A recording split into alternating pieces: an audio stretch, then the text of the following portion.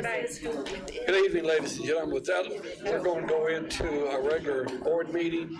First item on the agenda is executive session. Ms. Bush, you have a motion. Can the audience please be quiet? Yes, Ms. Bush. Yes, Mr. Chairman.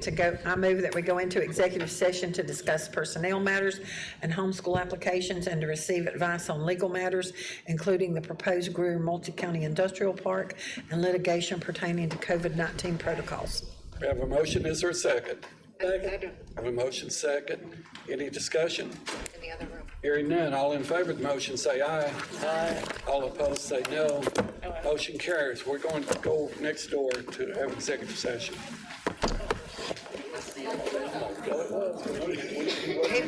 The recording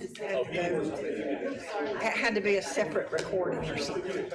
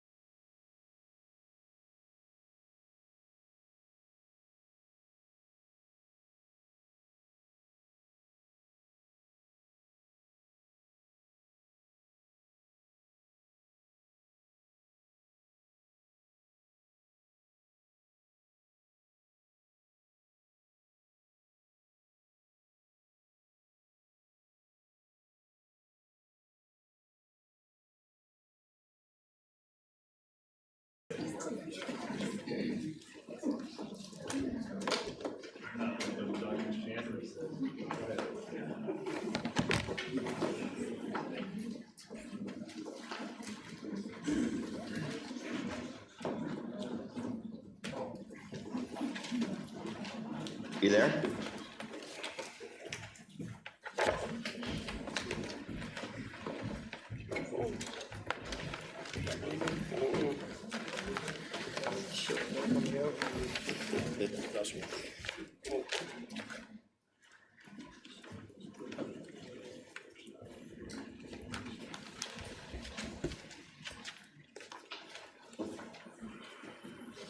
Everybody ready? Good evening, everyone. Welcome to the, where are we at, August 24th board meeting. The first item on the agenda is the prayer and the pledge. We have a student here from... Yes. From where? Mr. Meeks, I would like to introduce, this is one of the favorite parts of my job as representing the northwest area of Greenville County. Tonight, because we have a special, not only is he special because he's from District 19, but also because we have a little story behind his being here tonight. If you will remember, tonight we're going to welcome Trip Cowart. He is a 7th grade student at Northwest Middle School. And in March of 2020, when he was an outstanding 5th grader at Gateway Elementary School, Trip was invited to lead the pledge at the board's monthly meeting. But we all remember what happened in March of 2020. COVID struck, and due to the shutdown, we had to cancel his appearance at the meeting that night. So it's only appropriate, and we are thrilled that Trip and his family and his new principal, Mr. Daniel Green, are all here with us tonight. Can I ask Trip's family if you would mind standing so we can recognize you too? All right.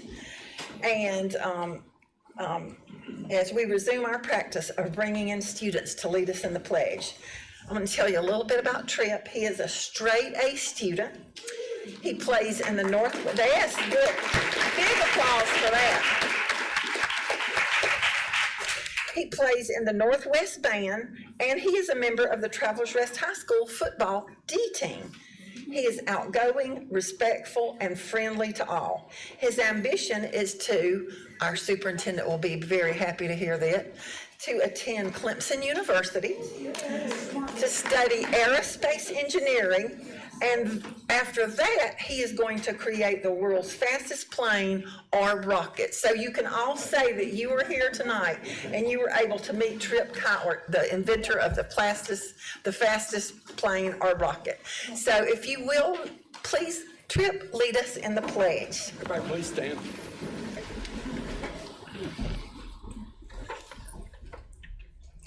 I pledge allegiance to the flag of the United States of America and to the republic for which it stands, one nation, under God, indivisible, with liberty and justice for all. Thank you, Trip. If everybody remain standing for the prayer, Dr. Stiles. May we pray. Dear Heavenly Father, you are a loving and gracious God, the giver of all good gifts. We thank you tonight for our many blessings, and especially for the fact that we have been entrusted to serve our most precious resource, our children. Help us to remember our focus and our decisions should always place them front and center. Father, we also thank you for our teachers, our staff, our parents, and our communities. We ask that you bless them with an abundant measure of grace and wisdom as we face the obstacles and challenges of unprecedented times. Father, we pray you remove any spirit of strife that may exist among us tonight, and help us to respect and value the opinion of others. Be with us in our deliberations. Give us the insight that is needed to make wise and prudent decisions. Direct us away from short-sightedness and pettiness, and guard us from blind self-interest. Lead us, Father, in thy paths. Amen. Thank you, Dr. Stein. What is that? It's the second.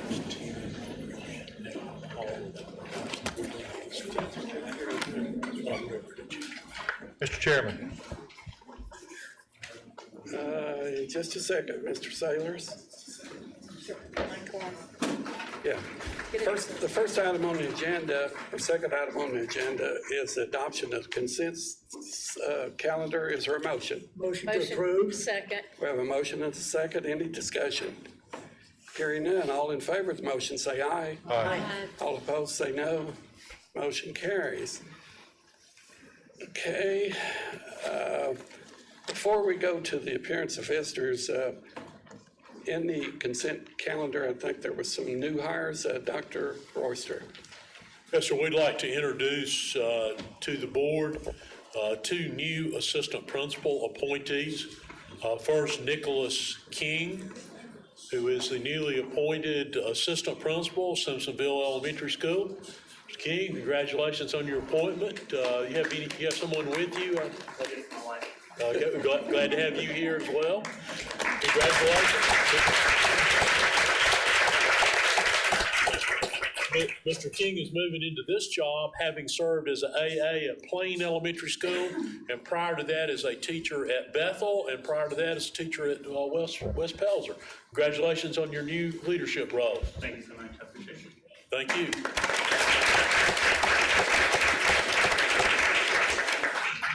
Our second introduction, Damian Williams, Assistant Principal, Hollis Academy. Mr. Williams comes to us having served as the Dean of Students at Gunn Elementary School in Charlotte. Prior to that, he was a teacher in Richland District 2 and a teacher in Orangeburg County. So, Mr. Williams, welcome both to Greenville County and to your new leadership role at Hollis Academy. Congratulations. Thank you, Mr. Nick. Thank you, Dr. Royster. The next item on the agenda is appearance of visitors. Tonight we have quite a few visitors. I think the last count was 36. Our policy allows for speakers 3 minutes each. Our policy also allows that we only listen to 1 hour of speakers, and I think if my math is correct, it's 108 minutes. We will be much over that. Mr. Sailors. Mr. Meek, I make a motion to suspend policy KCA for this evening and allow all the speakers to speak at one time. Second. We have a motion and a second. Is there any discussion? Hearing none, all in favor of that motion say aye. Aye. All opposed to the motion say aye or nay. Hearing none, the motion carries. Okay. Let me read our script for public comments that we like our attendees to abide by. Welcome to those who have signed up to speak tonight before the Board of Trustees, and thank you for your interest in Greenville County Schools. Before we begin, I will ask the Board Secretary to remind each speaker of the procedures we expect all guests to abide by tonight. Dr. Stiles.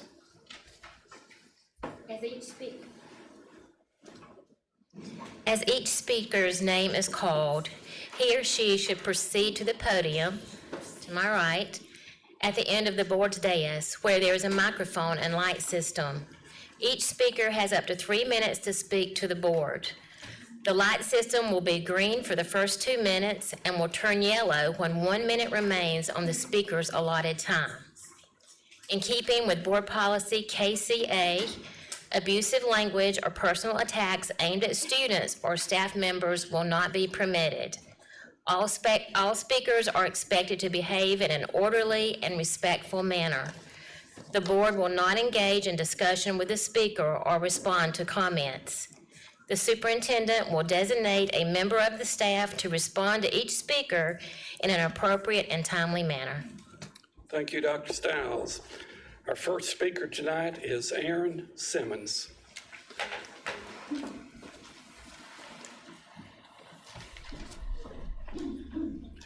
I'm the father of a 6th grader. I'm also a professor of philosophy.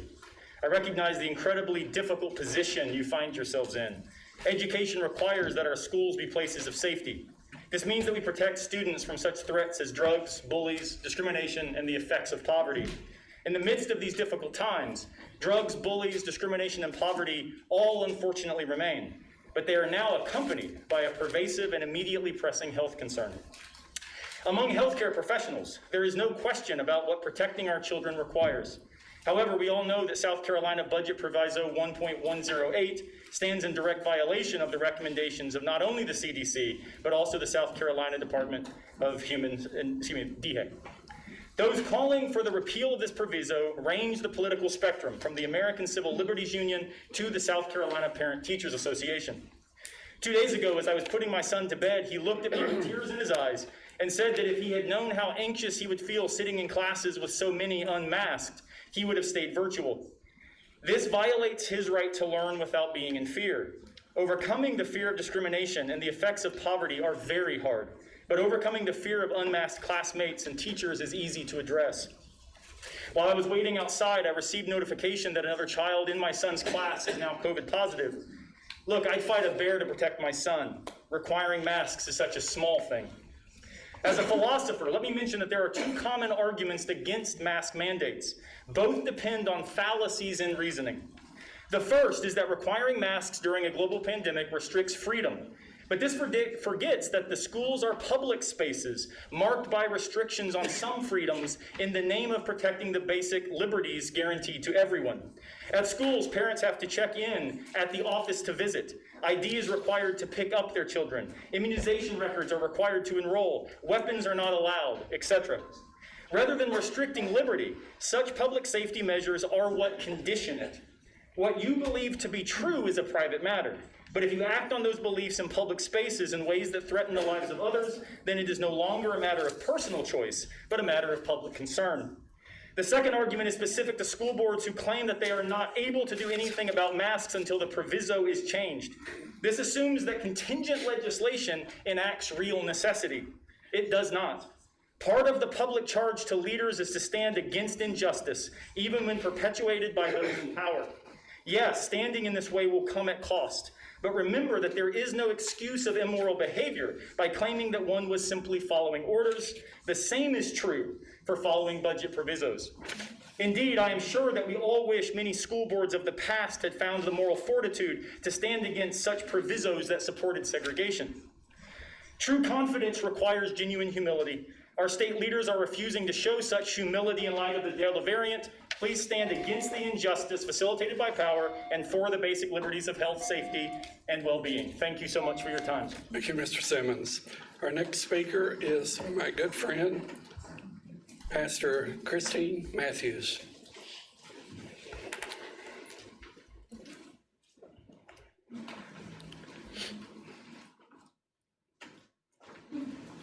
Mr. Chairman Meek, Dr. Royster, my name is Christine Matthews. I am a mother to an 11-year-old student, 11-year-old daughter at Greenville Middle School. She's a 6th grader.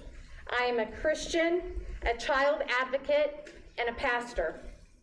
I am speaking in favor of requiring masks in Greenville County schools.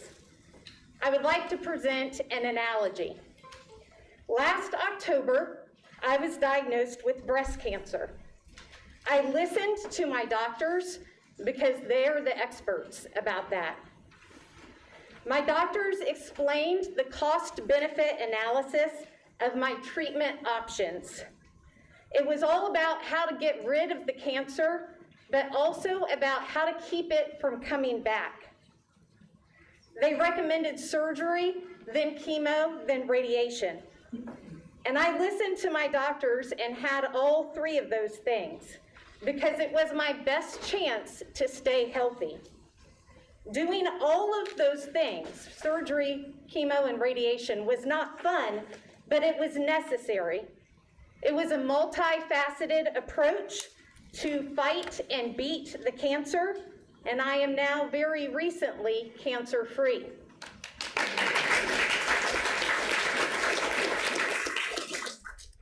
I don't do things halfway. I have done everything I possibly could do to fight and beat the cancer and to keep it from coming back.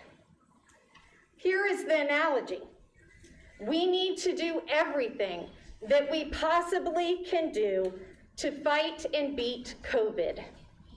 We need to listen to the doctors and the scientists because they are the experts. They have done all the cost-benefit analysis for us, and they recommend vaccines and masks and quarantining when exposed or sick and distancing. If we want to be free of COVID, then we are going to have to do all of these things. Doing all of these things is not fun, but it is necessary. Let's not do things halfway. Let's do everything that we can possibly do to fight and beat COVID and to keep it from coming back. Let's protect our children and do everything we can do to protect them from getting and spreading COVID. And that includes a mask mandate in the schools. Thank you. Thank you, Pastor Christine. Next speaker, Elizabeth Wright.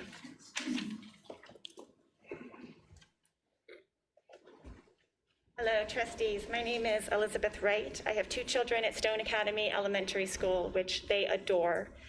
I was very impressed with the measured approaches that you all implemented last year to bring our students gradually and safely back to in-person learning, and I thank you for your wise guidance in the past on that.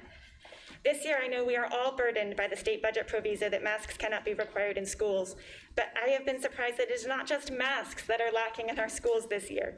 It appears to be any acknowledgement that there is a pandemic going on in our midst.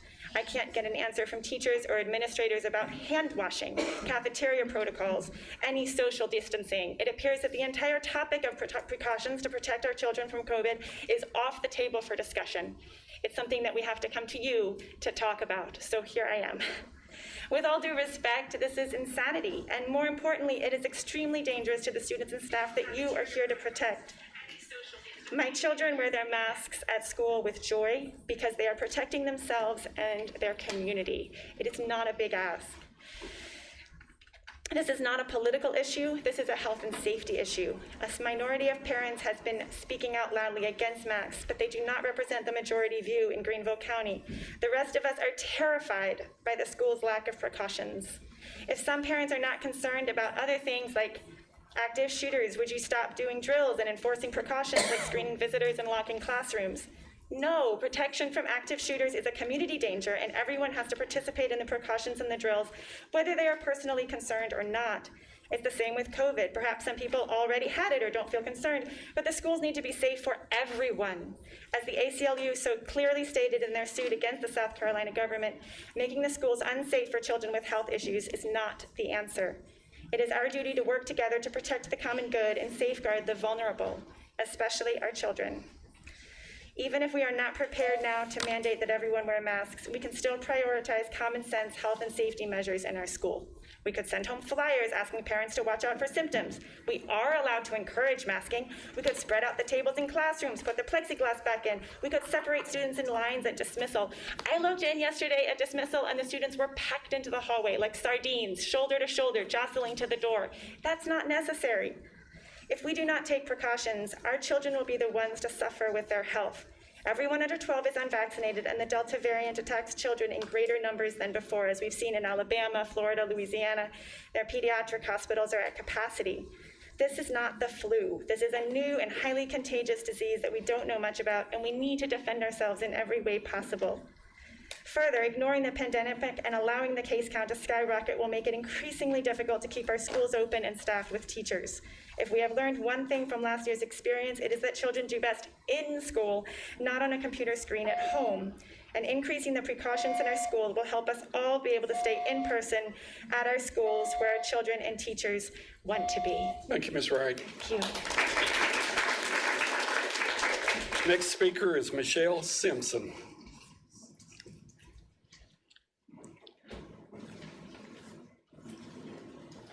Good evening, and thank you very much for your time. My name is Michelle Simpson. I've lived in the Five Forks area for about 15 years, and I'm a leader at a Fortune 500 company in town that employs thousands of people. Never before have I felt so compelled to come and speak to the board as I have today.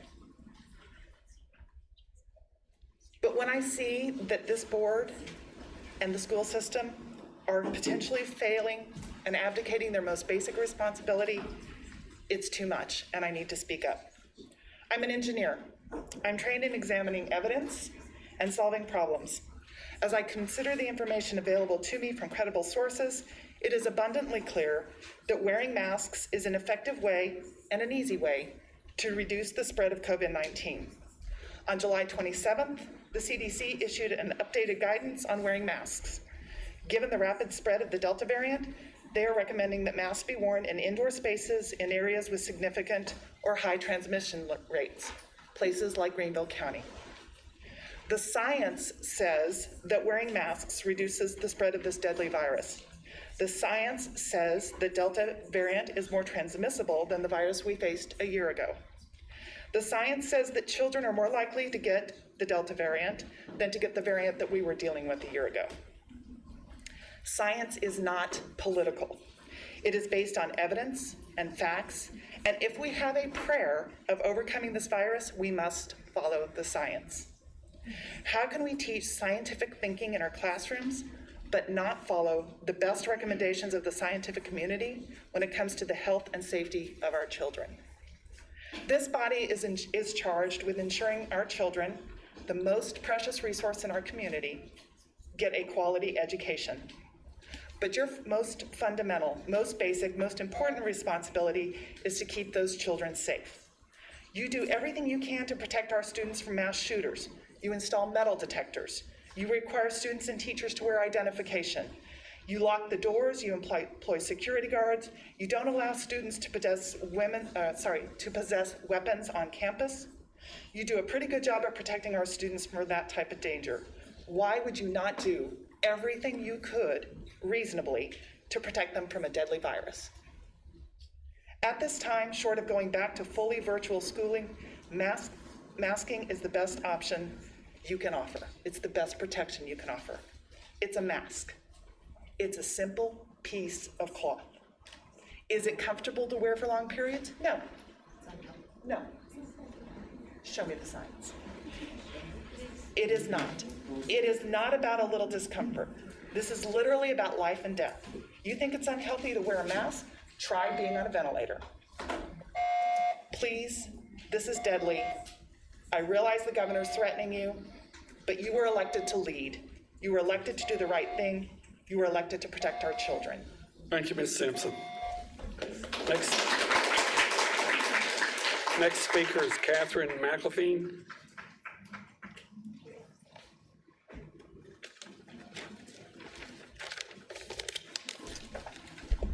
My name is Catherine McElveen. I started my career as a public school teacher in the state of North Carolina. I taught middle and high school. And now I serve as the executive director of a nonprofit that started 25 years ago as the Center for Teacher Formation. We now work with educators, with healthcare workers, with clergy, with nonprofit leaders, with all kinds of people who have been on the front lines over the last year and a half of fighting this virus. I say all that to say that I am well acquainted with the duty of care that every one of you serves under. And I'm well acquainted with the fact that that duty compels you to act in the best interests of our students and to provide for them and for all of the employees in our district a safe environment. I'm also here because this is my 13th year as a parent in the Greenville County school system. I have 4 children. They are at Stone Academy, League Academy, Wade Hampton, and the Fine Arts Center.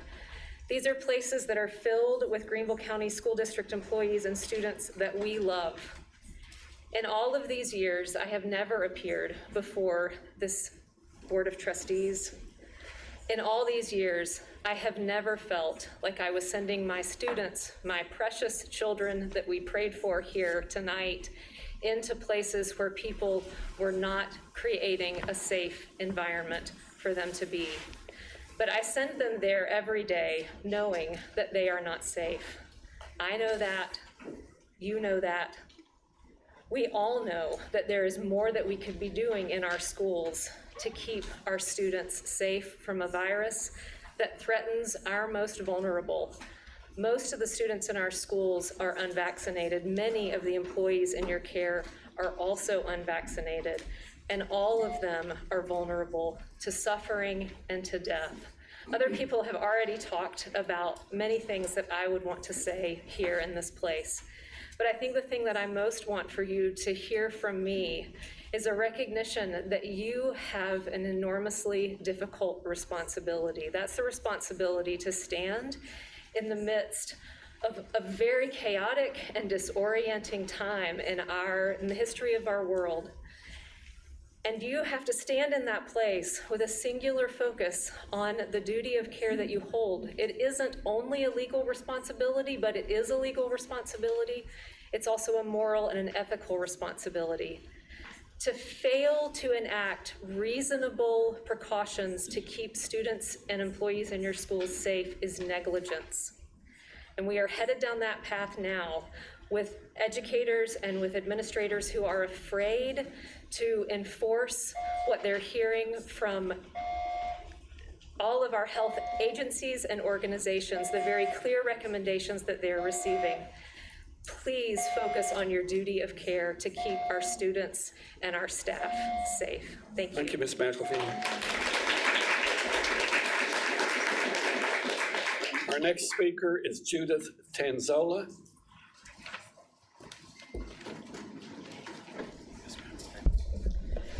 I am Judith Tanzola from Simpsonville. I'm a retired South Carolina teacher, having taught in Lexington Middle School, the Department of Juvenile Justice, Centura College in Columbia, and lastly, at Lander University. I'm here tonight to discuss something different. I'd like to discuss the merits of critical race theory and its value to possibly being taught in our district. Let me be blunt and direct. It has no merits or value. It is Marxist, communist in scope, and has no place in this district. Its Marxist teaching goes against our American Judeo-Christian principles and Constitution. The sole purpose of CRT and its teachings is to make something somebody doesn't like into a statement of political value. Anything can be taught with critical race theory, such as excelling in mathematics and science is white, and standards should be lowered, which is not true. Manners and courtesy are white. School board members, you need to know that it is being taught in this district right under your noses as social emotional learning, or SEL, which is the tool to teach CRT, turning impressionable students into leftist activists. If you look at the South Carolina ESSER state plan, you will see that the plan mentions SEL 71 times and also reveals that teacher training took place this past year. In July, the superintendent of Kershaw County Schools, Dr. Shane Robbins, told a local meeting that CRT is not being taught in their district, but culturally responsive teaching is. Sherry Few, president of the United States Parents Involved in Education, stated that it is the same exact teaching materials. I implore you not to word games and bring CRT into this district under a disguised name. Condoning worthless curriculum at taxpayers' expense is not what you should do. Bowing down to national political pressure from a fringe group, and most importantly, perjuring the oath of office you took to uphold the state and national constitution, so help you God. As public officials, do you want to be known for promoting Marxism? Therefore, if you approve the inclusion of CRT in this district, please rest assured that it will be considered your legacy. Now do the right thing. Thank you.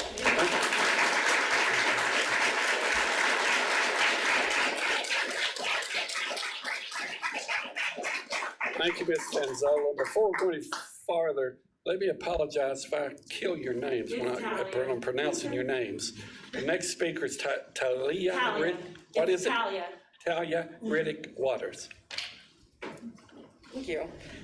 Well, I guess on a better note here, I'm just really here to thank you guys. First of all, my name is Talia Riddick Waters. I'm here with Mental Health America of Greenville County.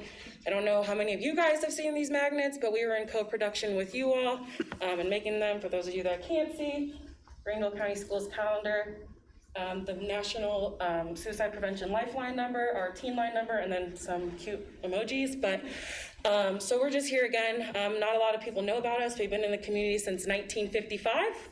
It's a lot older than myself, but right now we are the only call center here in South Carolina that answers calls for the National Suicide Lifeline.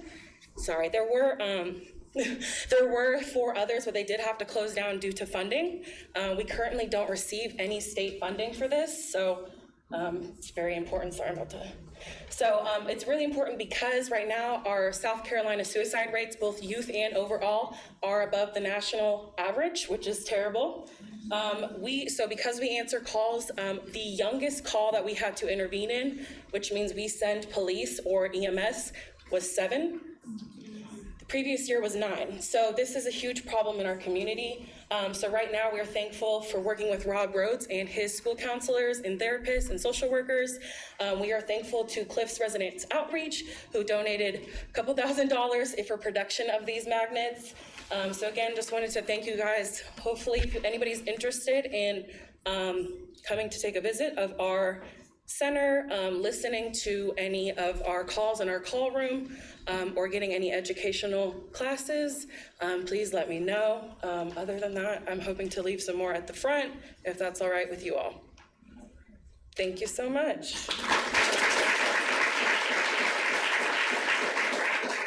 Thank you, Ms. Riddick Waters. Next speaker is Jeff Mag. Oh my gosh, they're being reprinted.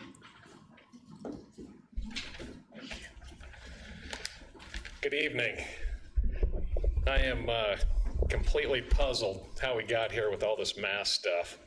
Without a shred of evidence, we have gone to a mask society. Just evidenced by the fact there's 47 studies just confirmed, I'll give you a list of them, where the ineffectiveness of masks and COVID, and 32 more are confirmed of their negative health effects. And yet we go around and wear masks like they're some answer to everything. It's not. And here's a few other examples. Fauci and the Spanish flu. In the early 1900s, more died from bacterial pneumonia from wearing masks than Spanish flu. That's Fauci's words, and I've got the article that shows that.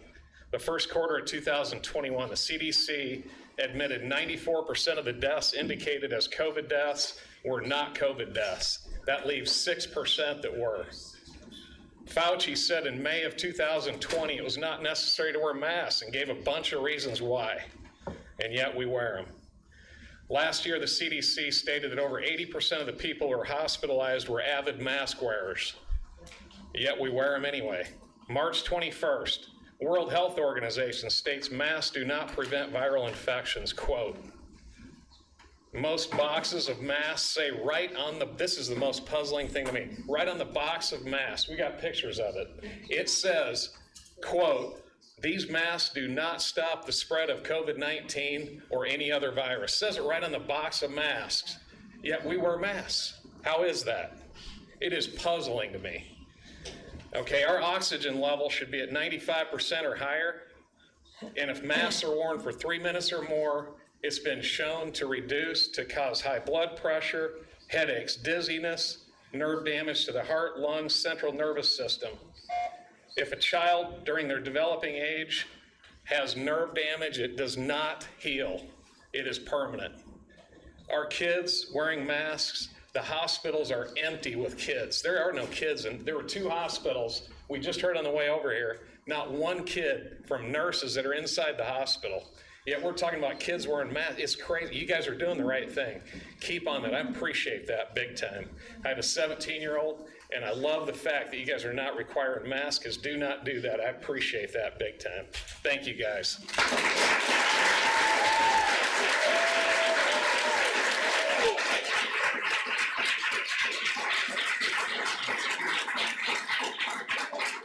Thank you, Mr. Mag. Next speaker is Itarus Zavosca. Okay. Good evening. I'm here to remind everyone present of a value system where we place value on human beings and free will. I'm a South Carolina state delegate and a naturopathic doctor that places great emphasis on the inherent capabilities of the immune system. I am here to assert my rights and the rights of all people, regardless of age, and let it be known that subverted science will not be accepted by me or other members of the public that vote. Your jobs, I'm sorry. I would urge us all to educate ourselves as well as our children about our constitutional rights, our human rights, and the Nuremberg Code, which clearly outlines what is and is not acceptable regarding ethical medical behavior. Do you consider yourselves scientifically qualified persons to be conducting health experiments on our children?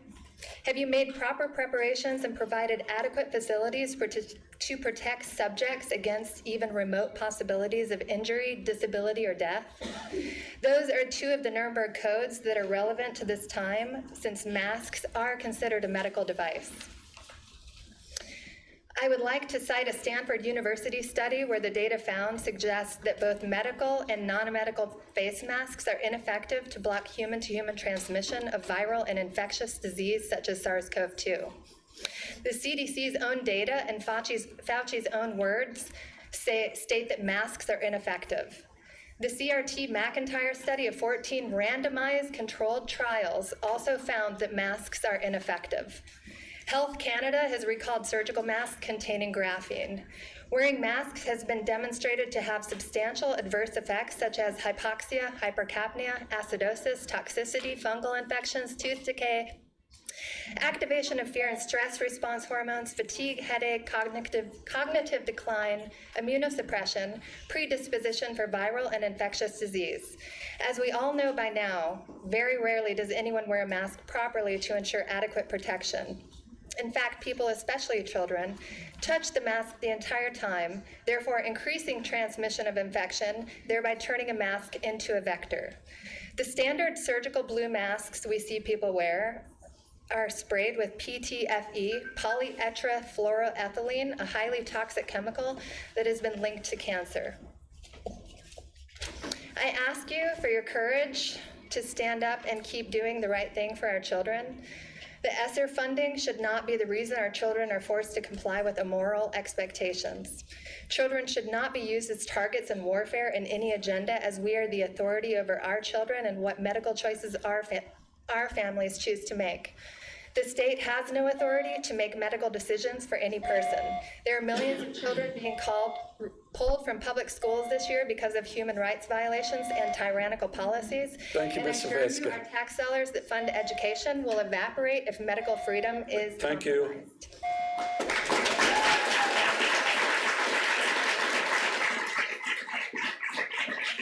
Next speaker is Lindsey Granger.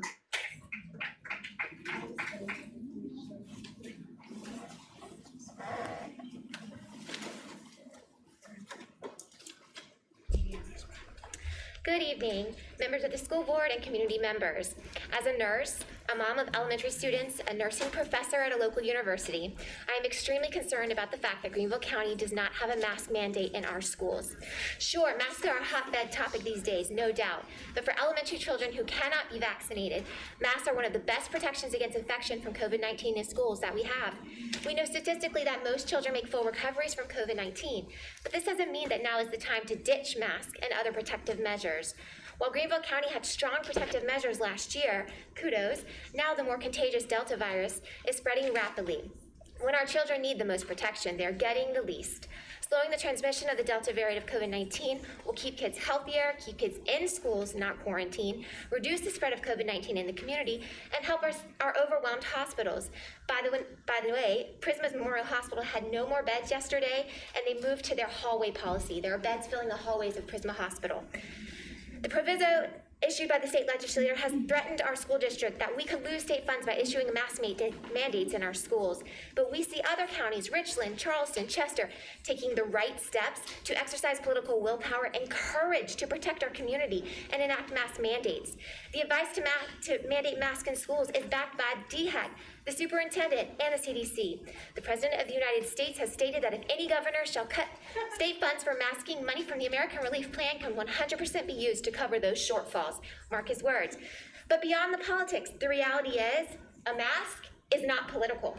A mask is not religious. A mask is a scientifically valid health and safety measure. Collaborative research from NC State, Georgia Tech, UNC, East Carolina predicts that in middle school setting without masking, the risk of contracting the Delta variant among susceptible students is 80% within 60 Excuse me days just a second. of school starting. With You have to universal leave. You have to leave your. that number is reduced to 15%, a 65-point drop. Research by the CDC in Georgia compared. Sorry, the lady with the mask, if you show it up again, you'll need to leave. Keep it down. Keep it down if you want the mask. Thank you. Thank you, ma'am. Continue, please. Research by the CDC in Georgia compared COVID-19 infection rates across 169 K-5 schools. Researchers found that infection rates were 37% lower in schools where teachers and staff members were required to wear masks in particular. There's a lot of talk about choice these days, and believe me, liberty is something we do not want to lose. But as a parent, I can say I feel very little liberty dropping my kids off to a school where almost nothing is in place to protect them, even during a pandemic. No social distancing, minimal cohorting, no lunches outside, no open windows, and no mask.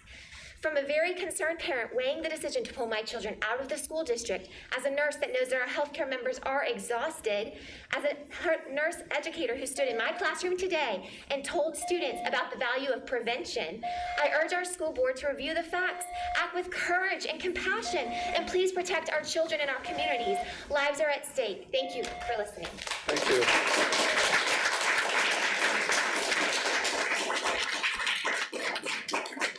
Our next speaker is Casano.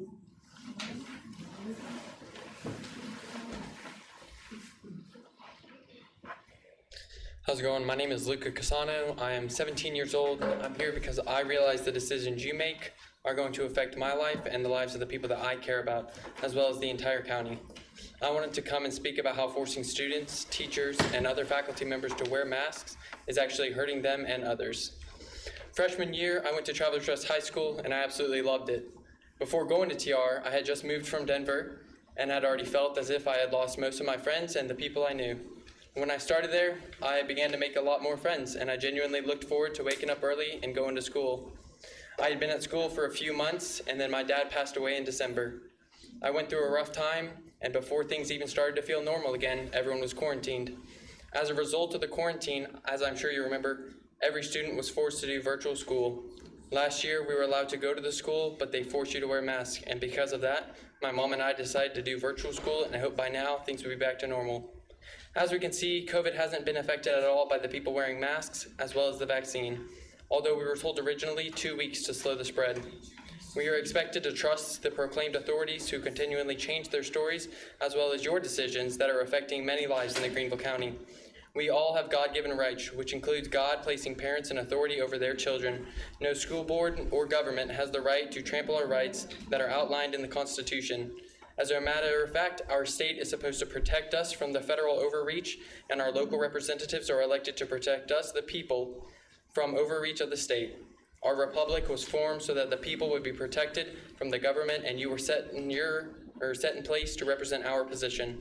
As of recently, I have started to study the Constitution and realized how far our society has veered from what our founding fathers knew we needed. I know it may be difficult to remember, but the constant changes and the disruption in my life and others are emotionally challenging, and to students my age and younger. To be completely honest, I feel that my life and the lives of my peers are being used as a political tool because there is a lot of evidence that already proves we are at a low-risk category. I understand there's a concern for our physical health, although scientific evidence doesn't prove that to be true. I personally believe that the psychological and emotional damage that this is causing is far greater and will affect us for many years to come. You are the gatekeeper to protect us, and I implore you, and I thank you for doing the right thing and protecting our freedoms.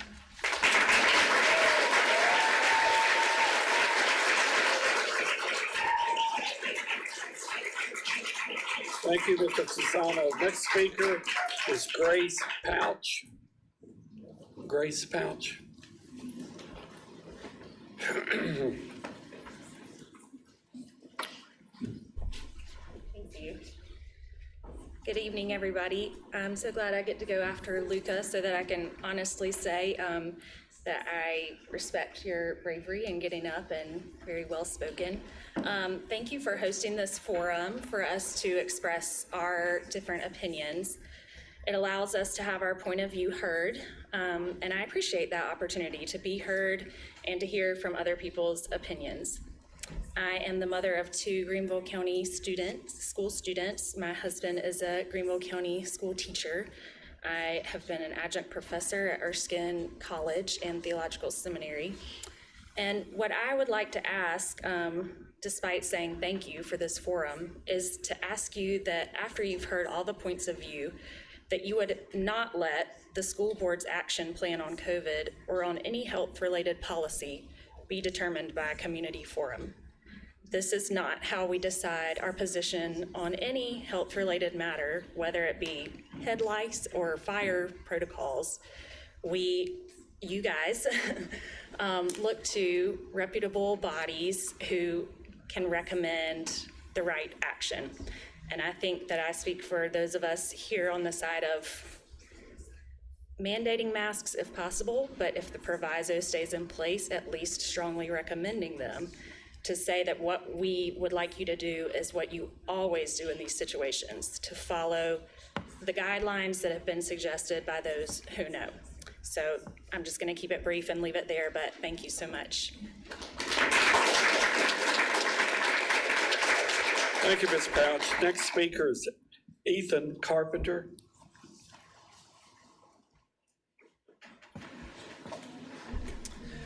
Hey there. Today I wanted to talk about the potential of critical race theory, the 1619 Project, and the future of sex education landing in our school curriculums. Respectively, they are divisive, malcontented, and promote promiscuity. These concepts should not be taught to young children or anyone of any age.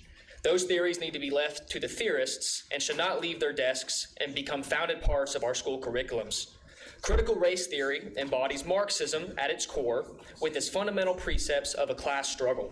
But because the class struggle is not existent in America, because there isn't a bourgeoisie and a proletariat to be pitted against each other, they intend to create a race struggle instead by opposing races against each other through the lens of oppressor versus oppressed.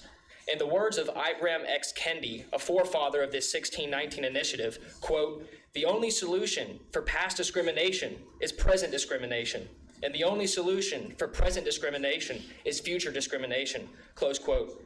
I think we can all agree that this language is retaliatory, vengeful, and it ultimately condones the use of discrimination.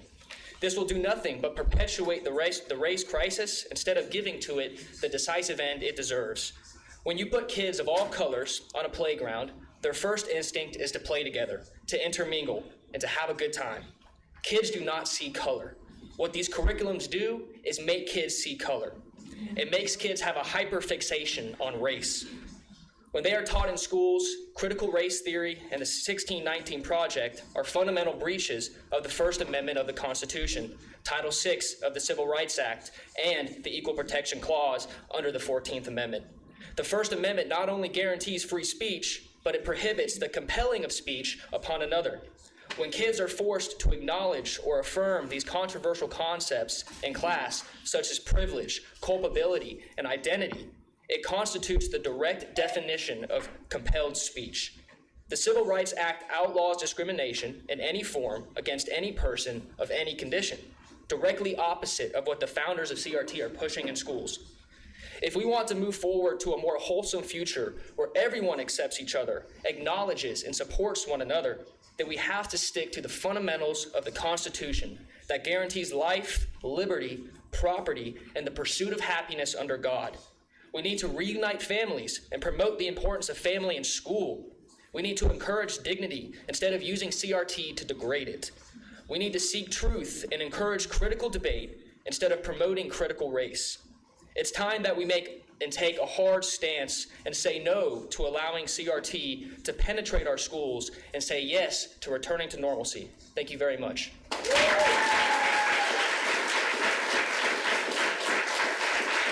Thank you, Mr. Carpenter. Next speaker is Kelly Dillvan. Kelly Dillvan.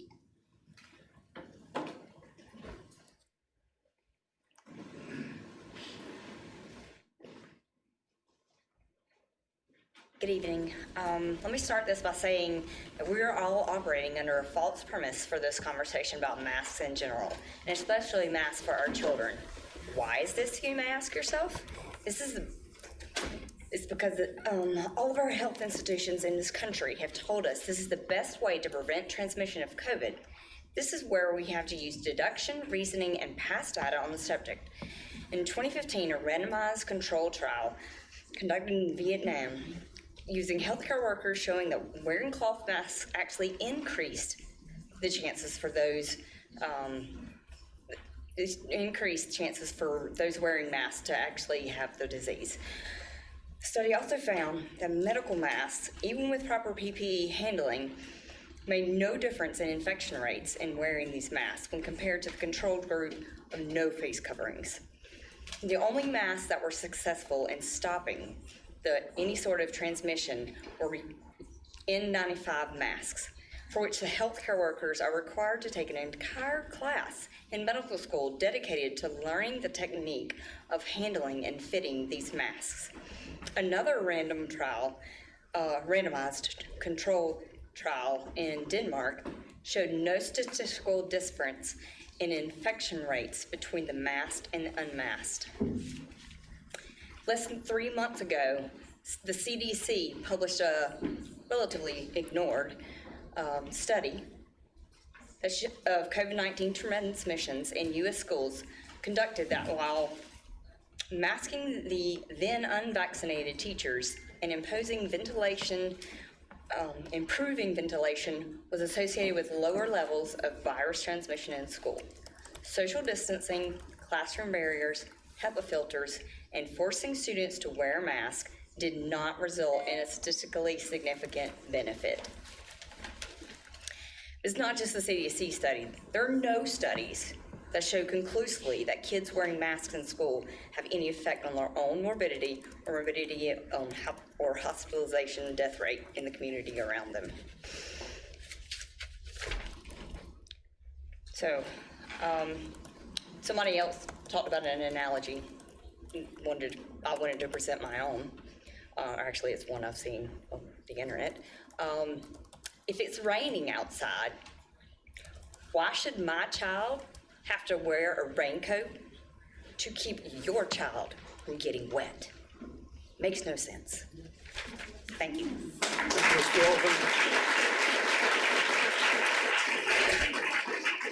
Next speaker, Kelly Simon.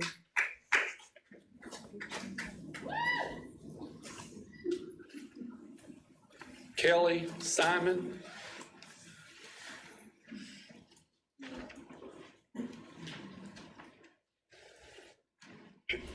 Good evening.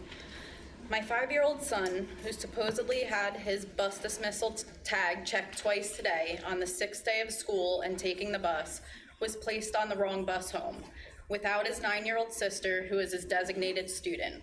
My daughter got off the bus, hysterical, at 2:25 because her little brother was not there with her. The bus driver checked the bus for him at his bus stop when I asked for him, to no avail. I immediately drove to Oakview Elementary. Upon arrival, I was told that due to a shortage of staff today, specifically 4 teacher absences, they may have missed it. It sometimes happens, and they apologized. 5 minutes later, the principal came to tell me that was not true at all. I find this very hard to believe. Both my son's teacher and her helper were out today, so that accounts for some of these absences. The principal then went on to say that he went on my children's bus after dismissal and asked for my son. My daughter raised her hand. The principal then exited the bus. My son was driven into school late today because he had a dentist appointment, and there was no way of my 9-year-old daughter knowing whether or not he was in school or should have even been on the bus, nor is it her responsibility. The principal, in a very condescending tone, then explained tag checking procedures to me. He explained that there would never be a time when my 5-year-old son would have been let off at another bus stop. I do not believe this is true at all, because the same procedure is used getting on the bus as is getting off of the bus. It did not prevent staff or bus drivers from allowing my 5-year-old onto the wrong bus. The procedure currently being used to put 5-year-old kindergartners on and off buses is clearly not working. My son, who already had anxieties about taking the bus, felt safe with his sister. He had ridden the bus for 5 days and was still very nervous boarding in the morning. He was returned to me after an entire bus route was completed at 3:03. He was on the wrong bus for 50 minutes. He was brought to me in the front office by the principal, crying, scared, with a runny nose. He ran to me. He immediately told me he hates school and will never go back. Needless to say, him and his sister will never be taking the bus again and will be driven back and forth to school by myself starting tomorrow. I'm very disappointed in the current system, and I request that a change be made to prevent lost children from happening again in the future. Upon leaving a review on the Greenville Board of Education website, I noticed that my son is not the only kid that's been lost in the past 2 weeks. This is completely unacceptable. Please make the changes regarding the tag checking and bus procedures as soon as possible, especially for these 5-year-old kindergartners.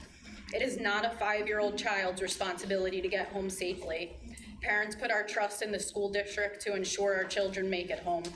The current system in place will get your child home sometimes, but other times they just might lose them and give you excuses with a smiling face. What happened today is inexcusable. Nobody should be worried about losing their child while they're in the hands and the responsibility of the Greenville School District. I'd also like to add my gratitude for you for all keeping those sweat rags off my kids' faces. Thank you. Thank you, Ms. Simon.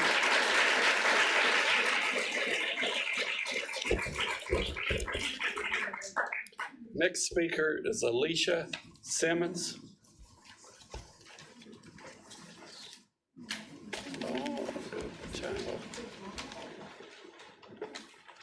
Hello, I'm Alyssa, and I'm a 4th grader at Oakview. I moved to South Carolina last summer and started 3rd grade in the virtual program. Halfway through the year, I was able to switch to in-person at Oakview. I wore a mask on the bus and in school every minute besides lunch. In May, we were finally able to take our masks off. 3 weeks of no masks and being a normal, happy kid. I was finally able to see my teacher's face and the faces of all my classmates. The masks were hard to breathe in, especially outside at recess and gym. Masks made my face sweat, dirt and pollen would stick to my skin and make me break out and get itchy rashes. I tried different masks, but none of them were comfortable. They all came up too high and made my eyes water. To me, the best part about not wearing masks is being able to see faces. If I'm having a bad day, my teacher could see that and my friend can ask me what's wrong. If my teacher is happy or stressed, we can see that and treat each other different. We can tell each other's emotions and help each other out. I felt more confident. My friends felt more confident. We could talk like regular kids without saying, "What did you say?" over and over again. I know that my little brother in 4K had a hard time learning letter sounds because he couldn't see his teacher's mouth. I helped him with letters and sounds at home and we read books together. I really hope the school lets us keep being happy, normal kids. We have over a 99% chance of surviving COVID if we even get it. The masks only help the adults feel safer when they can just get the vaccine if they want to. I don't want to be a part of this experiment. I'm supposed to take tests in school and not be a part of a test. If we have to wear masks in school again, I will have to be homeschooled. I will really miss my friends, but I would be much more happy to never wear a mask again. Thank you for your time.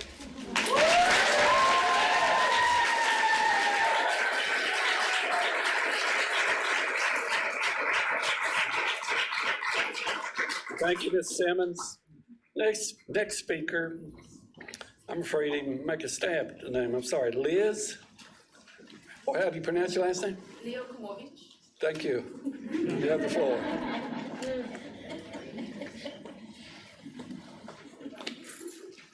Good evening.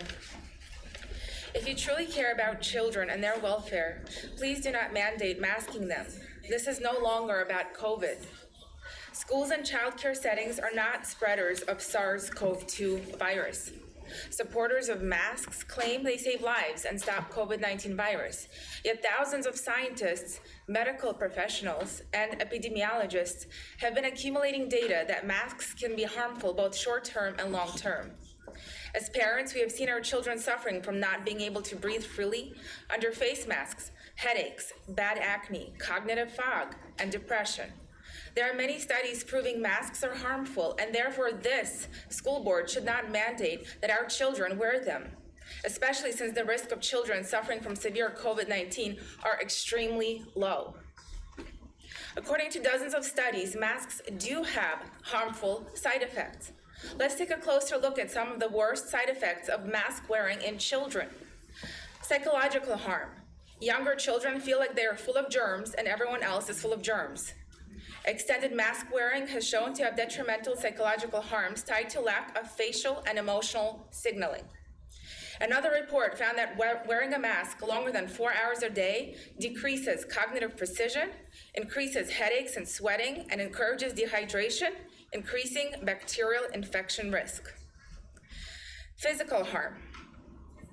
Medical masks raise carbon dioxide levels in the blood. The main symptom of carbon dioxide toxicity includes headaches and confusion, sweating, increased heart rate and blood pressure, tremors, shortness of breath, reduced hearing, and dimmed sight. Masks suppress the immune system. Masks are the largest attack on the immune system.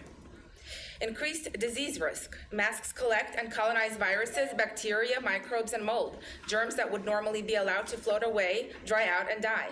Masking increases the risk of a strep throat outbreak in schools. A caution of some scientists on the use of cloth masks was issued due to poor filtration and risk of infection. Fact, masks increase viral load and increase severity of disease. Masks cannot prevent illness because they trap exhaled viral particles.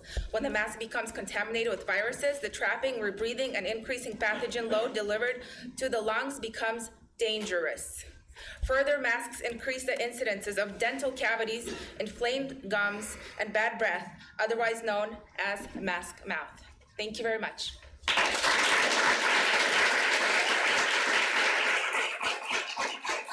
Thank you.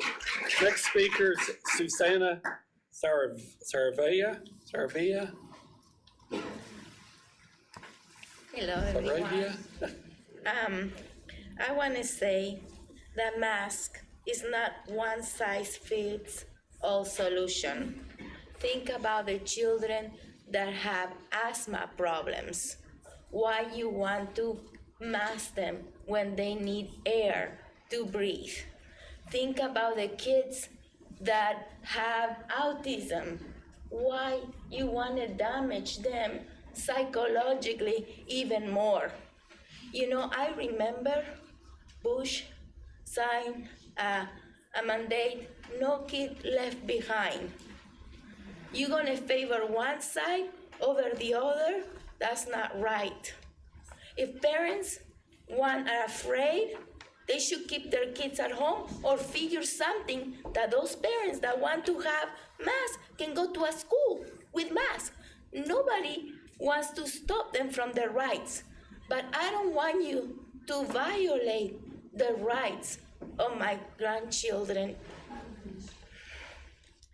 And I'm telling you, we are demanding our rights based on the U.S. Constitution.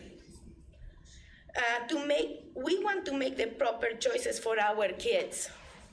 But sending them to school wearing a mask for 8 hours every day, I call it child abuse.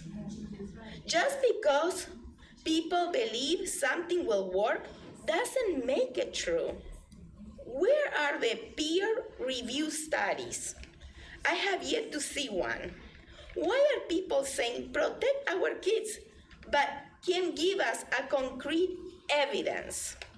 How is it safe for our kids to be covered that's impeding their oxygen to their brain, heart, lungs for 8 hours a day? Did you know that 3 minutes after the mask is placed, O2 flow decreases to the brain and heart, causing irreversible nerve damage to those kids?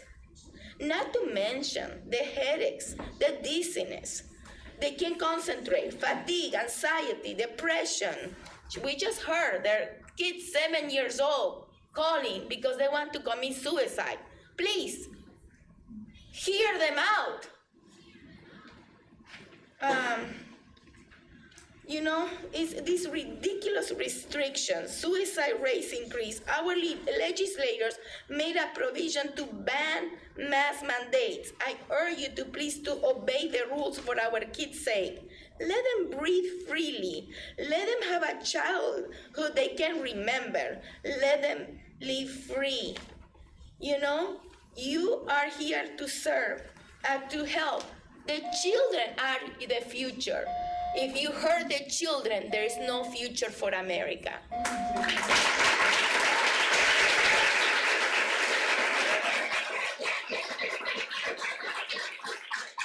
Thank you. The next speaker is Marianne Coleman.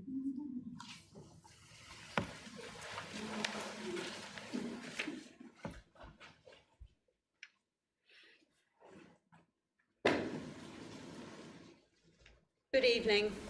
I'm Marianne Coleman. I'm a mother of 3 adult children and a grandmother to 7 grands that attended or attends the Greenville County Schools. I've come here tonight to thank you, all of you, for dropping the mask mandate, or as I'd like to put it, using your common sense. Speaking of senses, there are 5 of them: sight, smell, hearing, taste, and touch. Children use all of these faculties to make sense of their world. They learn their language skills from watching a teacher's lips and listening to the inflection in their voice as they pronounce words. Children sense a person's attitude or mood by watching their face and body language.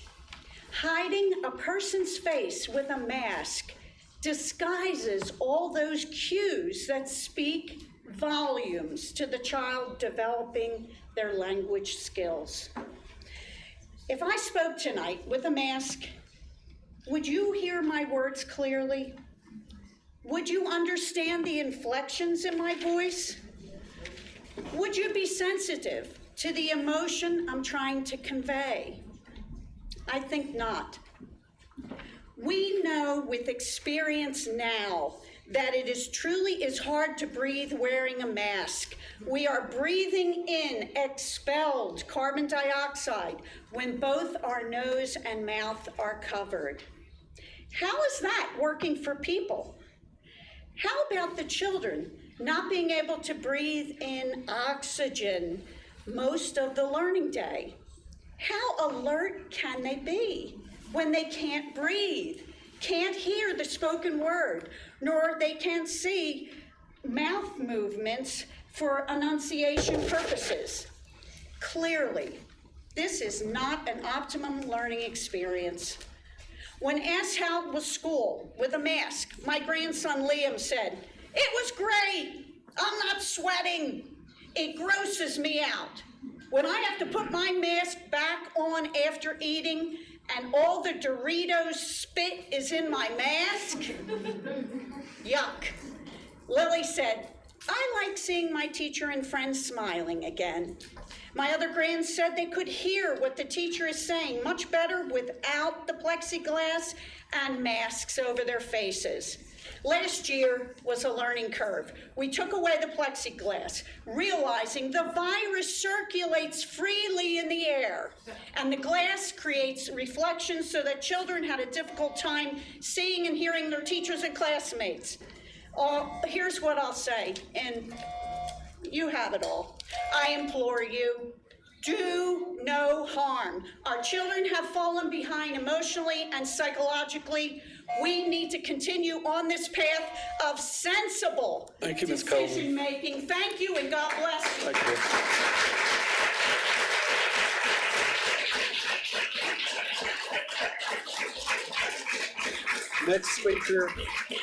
Next speaker is Catherine Shoemaker.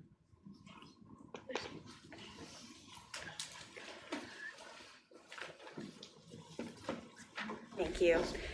Good evening, everyone. I'm Catherine Schumacher. I'm President and CEO of Public Education Partners and a parent of a middle school and a high school student here in Greenville County Schools. I want to take a moment this evening to say a few words about excellence and what it takes to sustain it in a large, complex, and diverse community such as ours. A couple of weeks ago, a colleague and I had the privilege of standing in front of the 300-plus first-year Greenville County Schools teachers to hand out our annual First Class Teacher Awards. These awards celebrate extraordinary educators who have just finished their first year in the classroom. And the idea is to inspire our newest teachers by celebrating those who were in their shoes just a year ago, facing the same pressures and uncertainties about starting a new career. We also met members of this year's Greenville Alternative Teacher Education Program, or GATE, cohort made up of GATE career changers and others who felt called to the classroom even though they didn't pursue a traditional pathway into the field. This year's GATE program includes 53 educators, by far the largest group in its 6-year history. I want to celebrate these new teachers tonight because of who they are, creative, passionate folks who are willingly stepping into a classroom for the very first time at a moment when it is arguably harder to be a teacher than ever before. We owe these new teachers. We owe them gratitude and we owe them support. But more than that, as a community, we owe them a commitment to continue to center the qualities and values that have made Greenville County Schools such an excellent district, the kind of district where the best teachers choose to come time and again. As one of Greenville County Schools' longstanding community partners, PEP is willing to make that commitment to cooperation and collaboration, to listening to and learning from each other, to centering best practices and evidence-based decision-making. I ask everyone in this community to take a breath and recommit to doing the same. All of those new teachers, indeed every single teacher in our district, deserve no less, because when we have the best teachers, our students will thrive. In closing, we want to thank all of the trustees and our district administration for the tireless work that you all have been doing and continue to do on behalf of our students, teachers, and families. We are so grateful, and I say that both professionally and personally as a parent. Thank you. Thank you, Ms. Schumacher. Next speaker is Dylan Phillips. Flipsy, we'll go with it. Excuse me, what was it? Flipsy. Okay. Hi, my name is Dylan Flipsy. My daughters are students at Summit Drive Elementary School, and I'm an emergency department physician. I'm here to speak in favor of a simple requirement to wear masks in schools and buildings, like this one. COVID spreads inside where people are talking. It spreads when you breathe in the air that somebody else breathed out.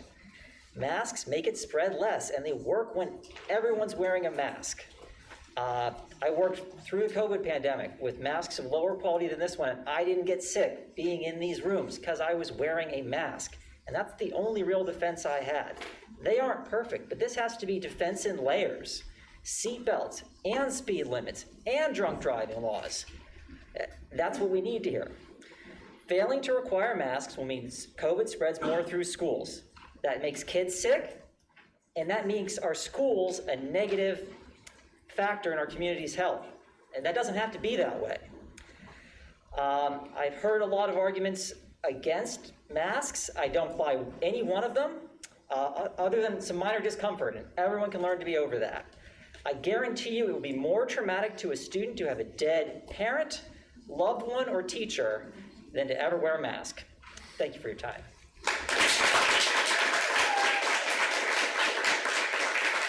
Thank you, Mr. Filipsi. Next speaker is Hunter Moore.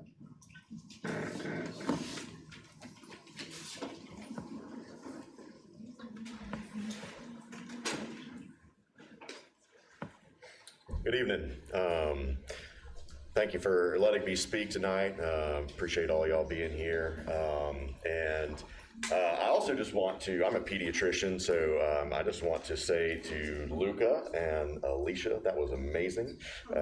Really, really cool to see kids speaking in front of a board, so that was really, really awesome. So I am here again to speak on behalf of mask mandates. I'm a pediatrician in the community. I've served the city of Greenville as a pediatrician for about 8 years now. I have heard a lot of scientific arguments presented tonight. I would just like to state my credentials. I have a 4-year degree in biological sciences from Clemson University. I have a 4-year medical degree. I spent 3 years as a pediatric resident working in the hospitals taking care of sick children. And I am a board certified pediatrician with 5 years of experience in the community. I know infectious disease fairly well. I'm not an infectious disease expert. And I've talked with some of you already on the phone, and I appreciate each of your all's time in speaking with me.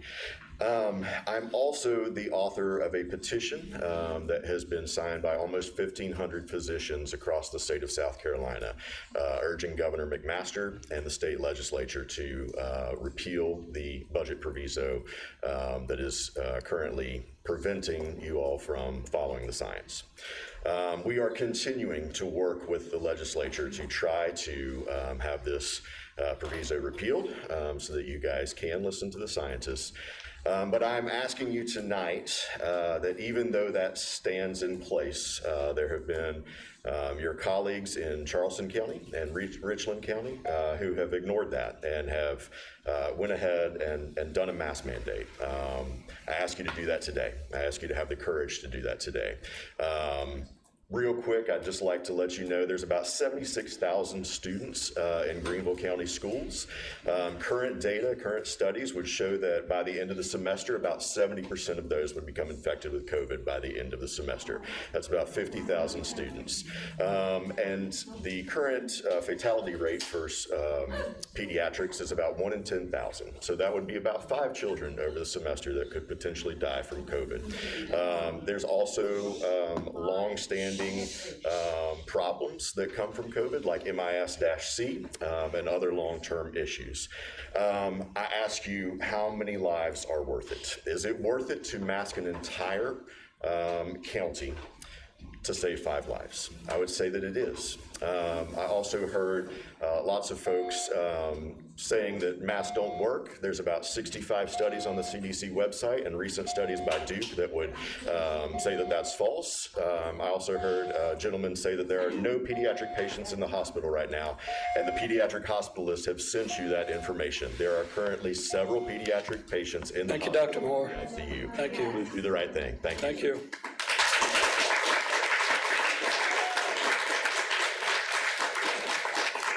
Our next speaker is Linda Kimak. Yes. Okay. Good evening. My name is Linda Stokes Kimak, and I'm a parent of 2 children. One attends a private school that addresses dyslexia, and the other is a Greenville County school attendee. Tonight, I had the chance to go to my son's open house and meet his teachers, but I felt that this meeting was way more important. So thank you for letting me speak. I'm an early childhood educator and a small business owner in the community. I've lived in Greenville for 20 years and I love it here. I tell people I wasn't born here, but I will die here one day. This is my home. I am so proud of this city, its community, its thriving downtown, its economy, and it's a stable area. We clearly are a leader and a cornerstone of our state. We have the largest school system in the state, yet I don't feel we're being a real leader. We are the big guy in the room. We are the ones who should be setting the example, not lagging behind Columbia and Charleston, who have stood up for their students, teachers, and school staff by making a school mask mandate. They've done the right thing in putting the health of their constituents at the forefront of education. We should have been the first school district to say that this budget proviso is not protecting our children. We're leaders. The Greenville community is a cornerstone. We know that masks protect against infection. Experts have been telling this to the public for a year and a half. Why else do the doctors and nurses wear them in operating rooms? They perform long surgeries successfully, and they don't faint or make poor judgments or mess up because they're wearing masks. They've been wearing them for years. It keeps them safe. Greenville County school system touches approximately 86,000 children and employees. So if these school members have parents, grandparents, and younger siblings in the house. So if you kind of estimate, and I had to come up with some kind of formula, that there's one family member per one child in school, then this means approximately 162,000 people in Greenville County are touched by our school system. And I'm not an economist or a math major, so I just came up with an average. So with our population of 571,000, this means Greenville County Schools is touching 25 to 30% of our entire county. You all have that responsibility and that opportunity to keep 25 to 30% of our whole county safe by having a mask mandate. We're in a pandemic and we're approaching crisis. It spreads more easily. Thank you, Ms. Kimak. I support repealing the mask mandate. Thank you.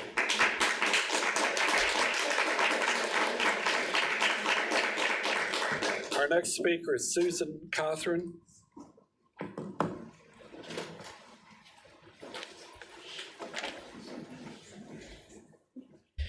I am Susan Cothran. I moved here about 5.5 years ago because my grandson was being born, and he now attends Armstrong Elementary.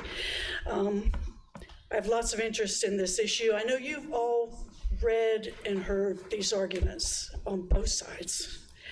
I'm here to speak about something else, and that's vaccines. Vaccines are the #1 thing that will help us get over the COVID pandemic. We now have, that's what the science says.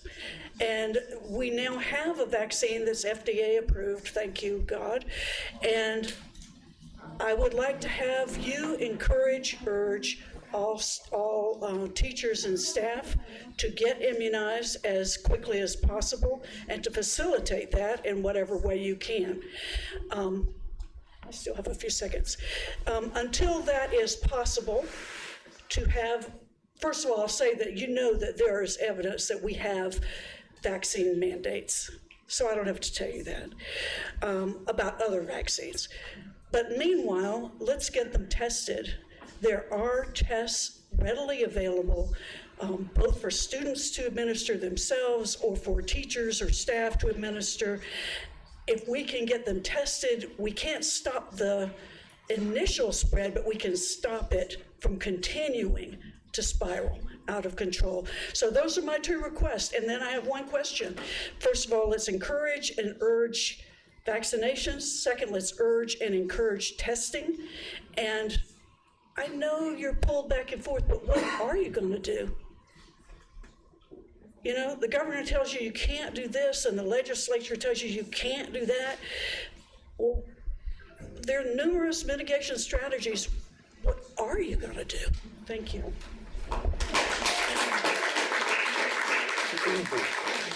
Thank you, Ms. Cochran.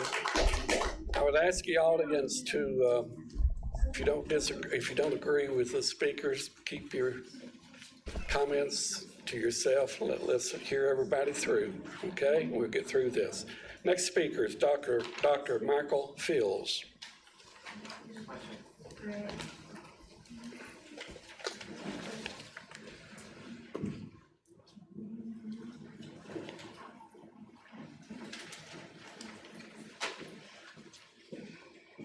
Good evening. Thank you for allowing me the chance to speak tonight. My name is Mike Fields, and I am a pediatric pulmonologist here with Prismus Children's Hospital here in the upstate in Greenville. I care for patients ranging from newborn to early 20s with various breathing problems, obviously. All of them are at increased risk for difficulties with COVID-19. I have seen a steep rise in cases in our practice and in our hospital in the past few weeks. There are more children sick than earlier in the pandemic, and these children are much sicker. Our children's hospital was at about 99% capacity as of this morning. Our intensive care unit has several COVID-19 patients. These patients are sicker than they were. We did not have this a year ago. I'm very concerned about the spread of this disease in our community for a few reasons and feel that we need to enhance our prevention measures, including requiring a mask for all who enter the school building or ride on a school bus. Last year, our school year went remarkably smoothly. There was a layered approach to protecting the children tailored by each school district and by each and every school. Some had plexiglass, others had one-way hallways, while others changed the lunch schedule. Our county required use of face masks. Together, these measures kept our children safe in school. You have the data. I'm sure you've seen it just like I have. The data does not lie. This year, despite a year's more experience and the availability of a very safe and extremely effective vaccine, our children are much less safe. While the governor and state legislature have prevented the use of masks, we have also abandoned the other measures which provided protection last year.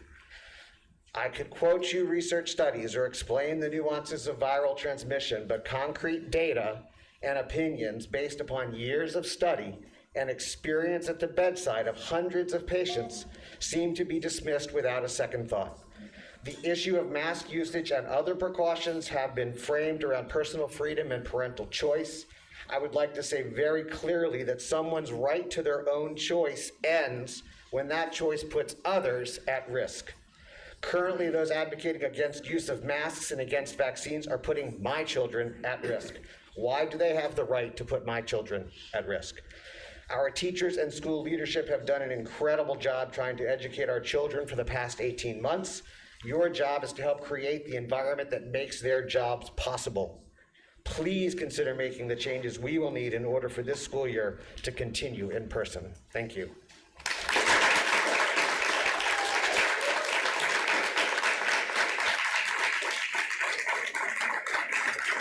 Thank you, Dr. Fields. Thank you. Our next speaker is Tina Bollinger. Bollinger? Yes. Thank you so much. really appreciate all your patience and kindness in letting us come forward. I am aware of personal sacrifice for the education of your children. I raised my children in California, liberal, democratic stronghold of schools indoctrinated in anti-American philosophies, full of compromise and communism. As a Christian mother, I didn't have the money. My husband was in law enforcement, and we lived broke, paycheck broke. So I drove around without a car. I didn't have a car. I had to beg friends to take me to Bible studies. So I know what it's like to sacrifice personally, to give up a nice house and a nice car and all the things America strives for, because I care about my kids and I cared about their future. I homeschooled my kids using Bob Jones textbooks. I went to homeschooling symposiums and learned about how to teach. And you know what? I'm one of those people everybody hates to show up. I'm not well educated. I'm not rich. I'm not a doctor. I'm not a scientist. I'm just a grandma of 6 grandkids that are my kids, have had to pull their kids out of school and homeschool them.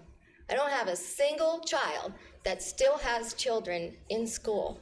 My grandkids got pulled out of school last year. They were in Greenville County, and they're home this year with their mom, without a mask on their face, living life like kids should, running around, breathing fresh air, learning how to communicate with people from all walks of life. It's obvious that the Delta variant, that is the first variant, was never proved. Scientific stuff that's never been isolated, masks, and random distancing. Why was it 6 foot instead of 3 foot? Masks that have boxes that tell you they don't work for anything. And they're selling this all to us as if we're so stupid, we're gonna believe it. But our Constitution, both nationally at the United States level as well as in this state, says that all the power to govern is with us, me, the idiot nobody wants to show up that has too much to say. That the power lies with us, the people. Nobody has the right to tell us that you're smarter or wiser or better. And so you're gonna tell me what to do, what to wear, what to put on my kid's face, when I can take it off. I can't even go into the store in the mall without someone running me down, and I'm a disabled American veteran. I can't put that thing on my face. I fought in the Army, and I have a disability, and I can't go into the Apple store after spending $1,000 to change my phone out because they demand that I put on a face mask. The power is expressly left with we, the people. It isn't with any board or anything. What we have witnessed in America and the United States is a tyrannical overreach of government authority, and I want to thank each one of you for obeying our governor. Thank you, Ms. Bollinger. Thank you. Our next speaker is Jordan Hillstrom.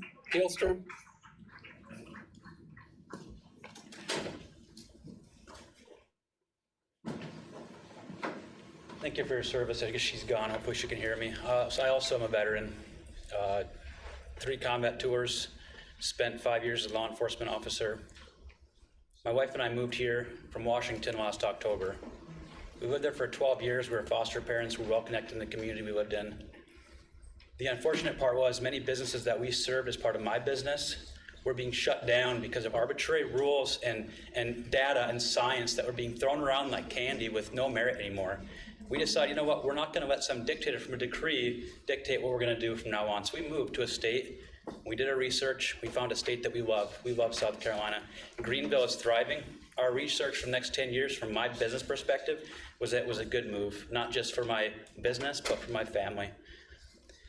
The last time I let the military / the government dictate my health, I was put in the ICU. I remember sitting there, coming in and out of consciousness. My doctor thought I was out.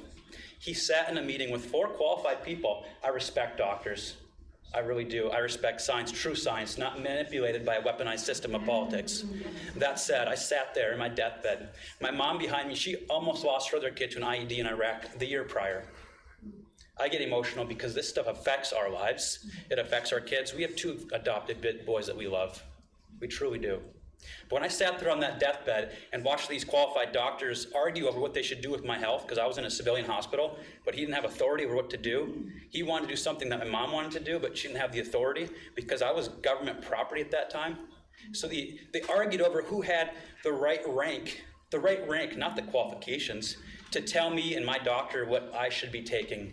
So they gave me the medication, and I sat there, my lungs collapsed, put on a ventilator, and then my heart stopped. At the end of the day, it was the government that was telling me what to do with my body. I didn't have a say, and quite frankly, I was too frail. The people that loved me, they didn't have a say either. At the end of the day, we have to stand up for, I'm not a doctor. I don't know, these little masks I brought, I don't know where it is, just because I thought I had to wear it. This little Etsy cool little thing, it doesn't, are we kidding ourselves? Yeah. If we want to do it, let's put a full gown on that's actually going to protect us. Let's get serious with this. At the end of the day, I don't know medicine, but I am a fighter for freedom. And if we don't stand up for this now, what's next? What's the next thing they're going to take from us? And I'm not fighting the science. I'm not a scientist. But I do know this. When Fauci switches from one day to the next, he tells us to wear a mask, and he goes to a ball game, and this mask is like this. It's off the side of his face. This is a daily occurrence. Politicians on the news telling us to wear a mask, and guess what? The Colbert Show at late night, behind the scenes, they're hobnobbing up and dancing with each other with no masks on. Don't tell me this is not political. It's garbage. It's garbage. It is political, and I'm sorry I get emotional. This means a lot to me. I do appreciate every one of you, what you do.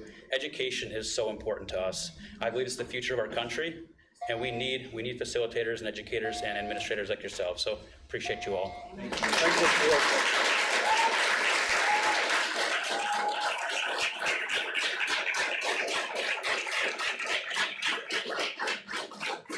Next speaker is April Richardson, maybe? Hello, thank you for the opportunity to speak tonight. I have 2 grade school children in Greenville County School. As a mother, a community member, and a physician, I choose to speak here tonight to encourage the board to listen to the health experts and the CDC. The recommendations of the CDC, South Carolina DHEC, and an endless list of other physician organizations is that all individuals should wear masks while indoor. Some say this should be an individual choice, but COVID is a pandemic, and we need to make public health decisions, not individual health decisions.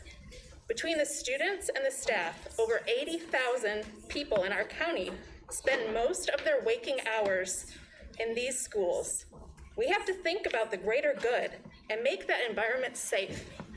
I understand the argument made in the work session earlier tonight about losing funding. However, other school districts in our state have already mandated masks. There's power in numbers, and as the largest district in the state, we should lead by example. Listen to our experts and make the safest decision for our children. Mask mandates for all students and staff.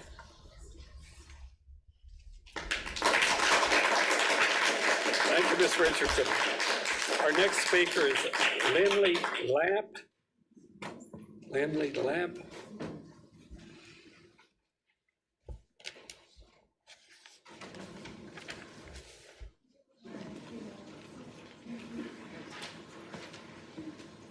I like British stuff. I like the history. I like tea parties. I love Downton Abbey. I even like how they drive on the wrong side of the road. I wish I could drive on the wrong side of the road, but I can't here. I mean, technically I have the freedom to do that, but if I did, there would be dire consequences. Following traffic laws is not about personal choice. Freedom doesn't mean doing something because you can. Freedom comes with responsibility for your actions and your care for others. Tonight, we need a call to action to protect our children. A highly contagious disease is running rampant through our community, and a simple way to protect ourselves and others is to cover our nose and our mouth with a piece of cloth. And yet somehow we are arguing that this act of caring for our neighbor takes away our freedom. I don't understand what this so-called freedom is that's being taken away. As a parent, it feels like the freedom that is being limited is someone else's ability, their right, I guess, to infect my child with this disease. This is a public health emergency. It's public, which means it is not about private, personal freedoms. I keep hearing that parents know what's best for their children. And as a parent, I can say a lot of the times, I don't know what's best for my children. If parents truly and consistently always knew it was best for our children, they wouldn't ever be injured in a car accident. They wouldn't ever have child abuse. We wouldn't have obese children. Parents often need rules and guidance to help raise their little ones. That's why we have laws around car seats, around safety, and around abuse, and child's nutrition. As a health coach, my area of expertise is assisting my patients in identifying barriers to health behavior change, and then guiding them to start new healthy habits. And I often hear people say, I know what I need to do, but I can't make myself do it. And I'll tell you, those people who are the most successful and are the ones that we have in the field of health promotion, they have their aha moment. And often this moment is when someone close to them experiences a serious health issue, and then they're finally motivated to take care of their health. In Exodus, Moses asks and pleads with Pharaoh to free the Israelites, and over Pharaoh refuses. And if you think about what happened, finally his son died, and that was Pharaoh's aha moment. And unfortunately, some people will not be motivated to act against COVID until they are personally impacted. I should not have to wait for someone else's aha moment before they protect my children. And this is why we need rules in place for prevention. The seatbelt doesn't work after you go through the windshield. I encourage the board to think creatively and aggressively how to get masks in our schools for the safety of children, not to stomp on the so-called freedom of others. I would encourage you to move beyond the mantra of our hands are tied to the how can we make this happen battle cry. Because right now there are the parents of a sick child being pulled by a doctor. My hands are tied, there's nothing more we can do, and I'm sorry for your loss. Let's all care for each other and drive on the right side of the road. Thank you.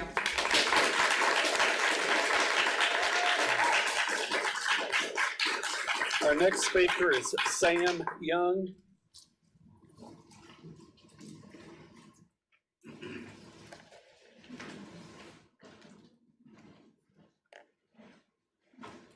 Hello, I am here tonight because I wanted to see if everyone here was aware of something that is on the CDC website that's called Shielding Approach to Prevent COVID-19 Infections.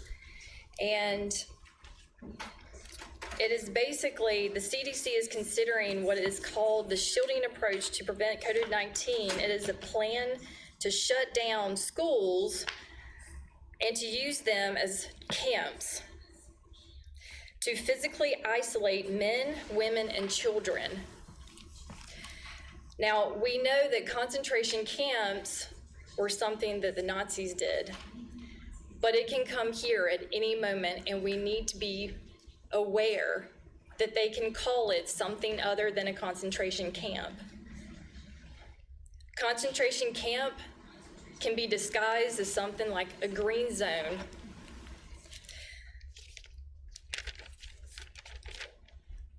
The plan is to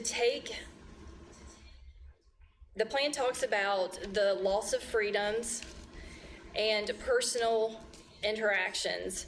It talks about taking children away from their parents, families away from each other, and separating everyone by genders. My question is, will the school board comply to this CDC shielding approach, AKA concentration camps, now being renamed as green zones?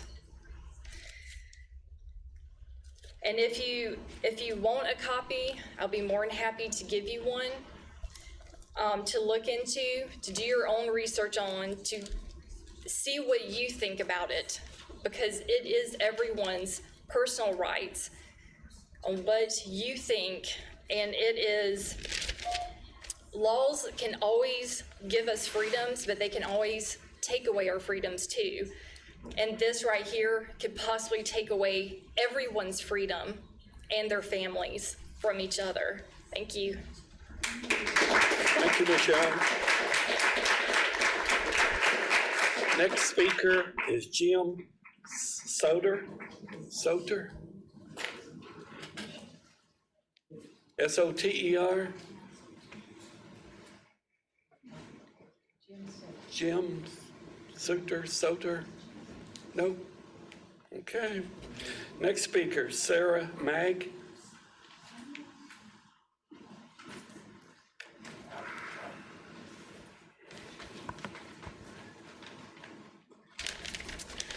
Hi.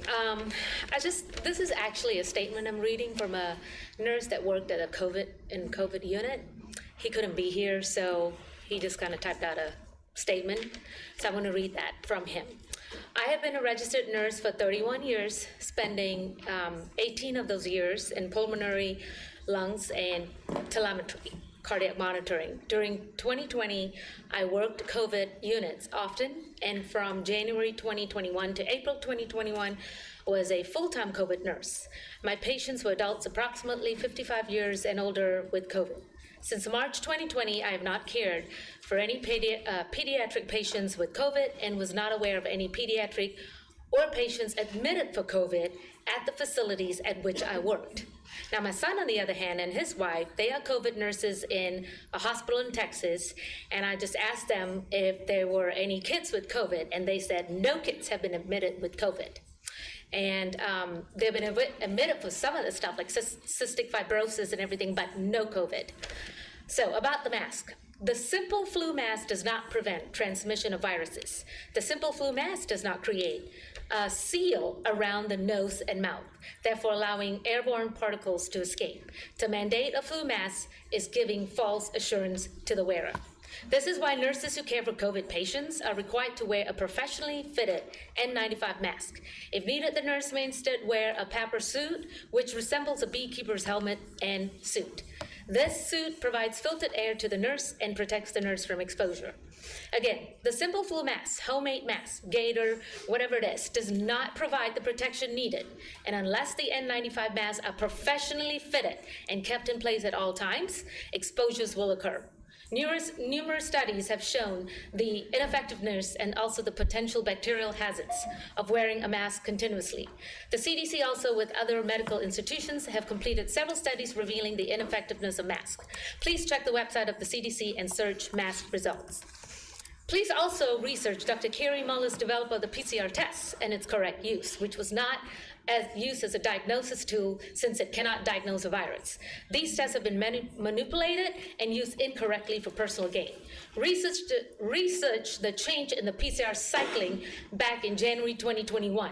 Cases of COVID dropped at least 30% when the PCR test was cycled correctly.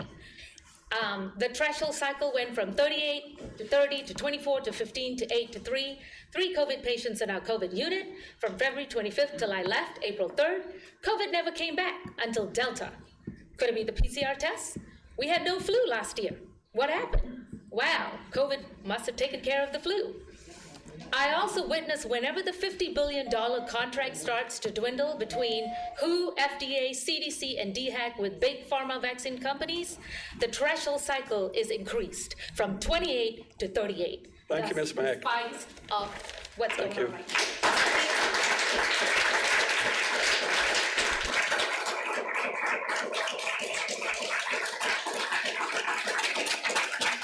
now. Our next speaker is Crystal Neerman. Crystal Neerman.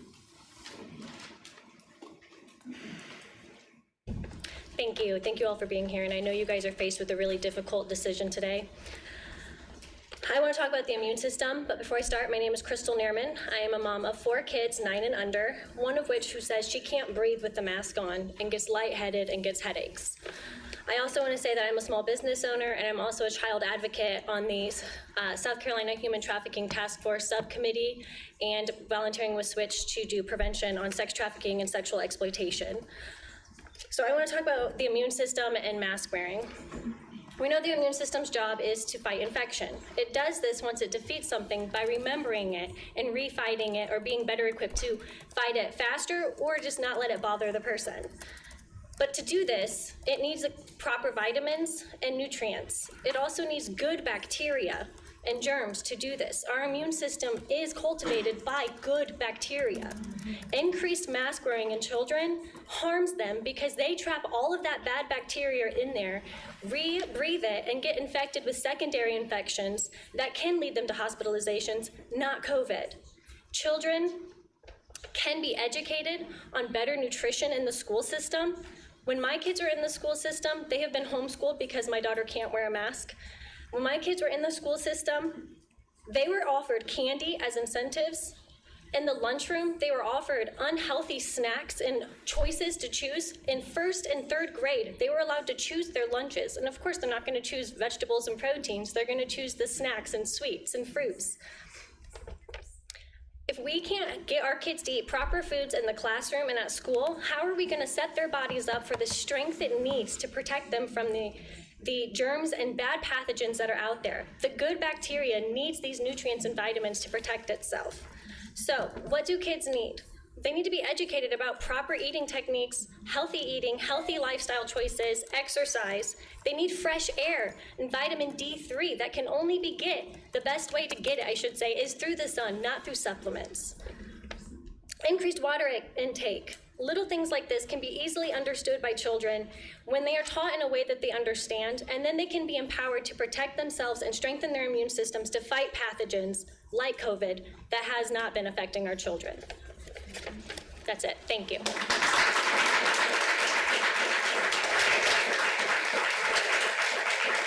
Thank you, Ms. Dearman. Our next speaker is Dr. Cristobal O'Connor.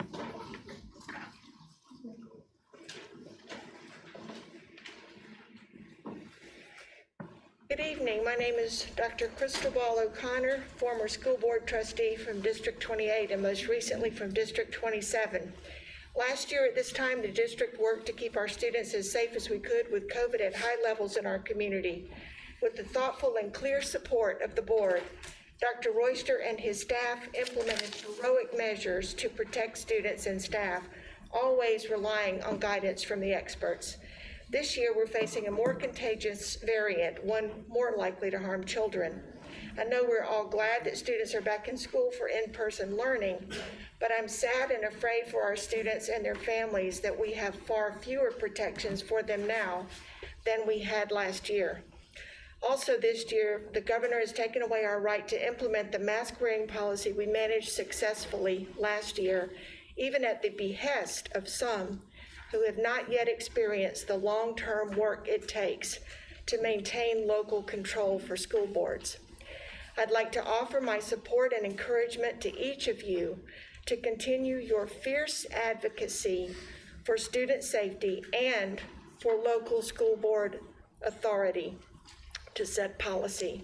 I encourage you both to advocate against the General Assembly's mandate and to do everything in our power to keep children safe while complying with it.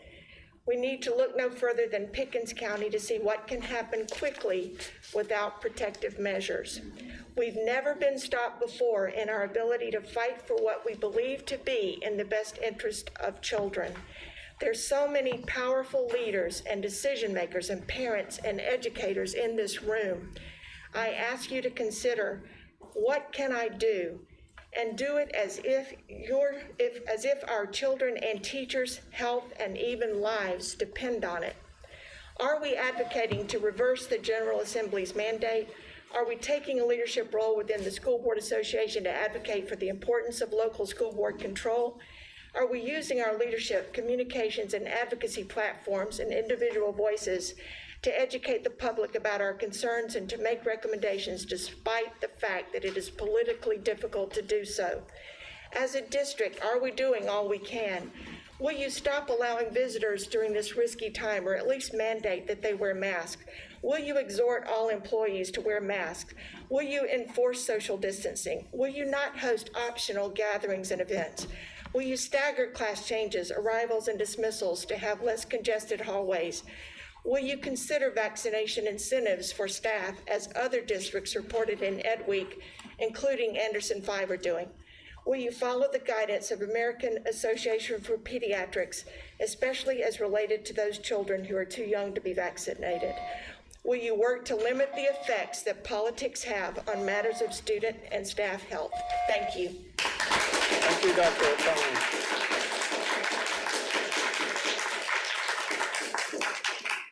Our time has come. We've got one more speaker. I'd like to say that after that speaker concludes, the board's going to take a 5-minute recess so we can get a little break, and y'all have a great evening. Our next speaker is Jonas Brown.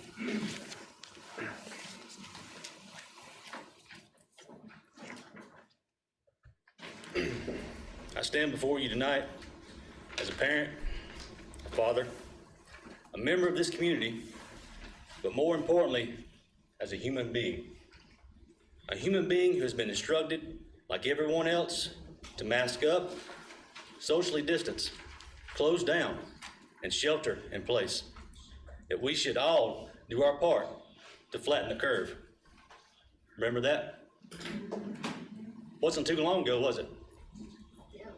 What came next was Operation Warp Speed, when we were told to go get the so-called vaccine.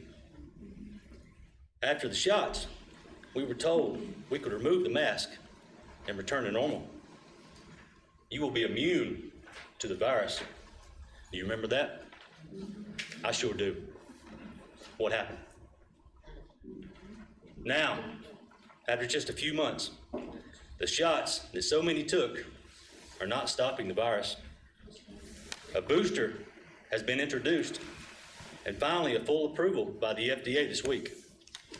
This approval process has taken years to complete. Not this time. Humans are now used for the animal trials. And what about the long-term effects?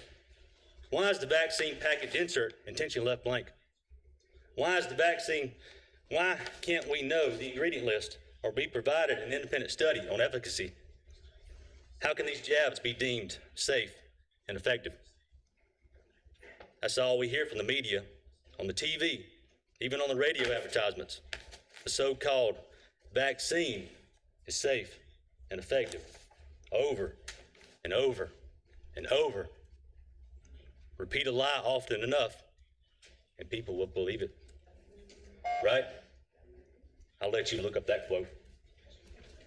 Why hasn't Big Pharma explained all the VAERS data posted on the CDC website? Why are so many people dying within days of these injections? In 1976, the swine flu vaccine, fully approved, mind you, was responsible for less than 35 deaths before being deemed unsafe. Currently, COVID-19 vaccine deaths are in the tens of thousands just in the United States. How many more have to die? Do the words like my body, my choice, and informed consent mean anything anymore? These are all logical questions. But if we ask these questions, we are shut down, deplatformed, blocked, and silenced. We are no longer able to debate these facts, and common sense has become extremely uncommon. We have all been instructed to wear a mask, get the shot, social distance, and follow unconstitutional mandates. And guess what? The virus is still here. Newsflash, the virus will always be here. The variants, that's the key fear word now. Variants, and an invisible enemy, an enemy that can never be defeated. Thank you, Mr. Brown.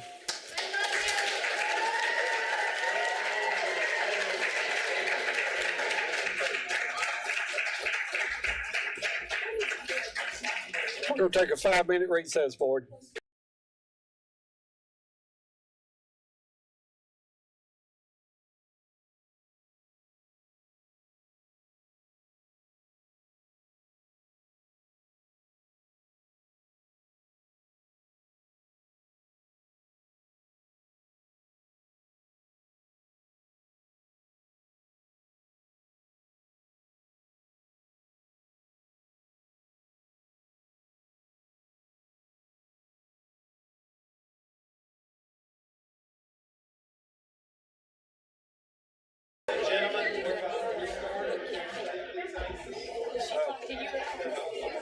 Speak.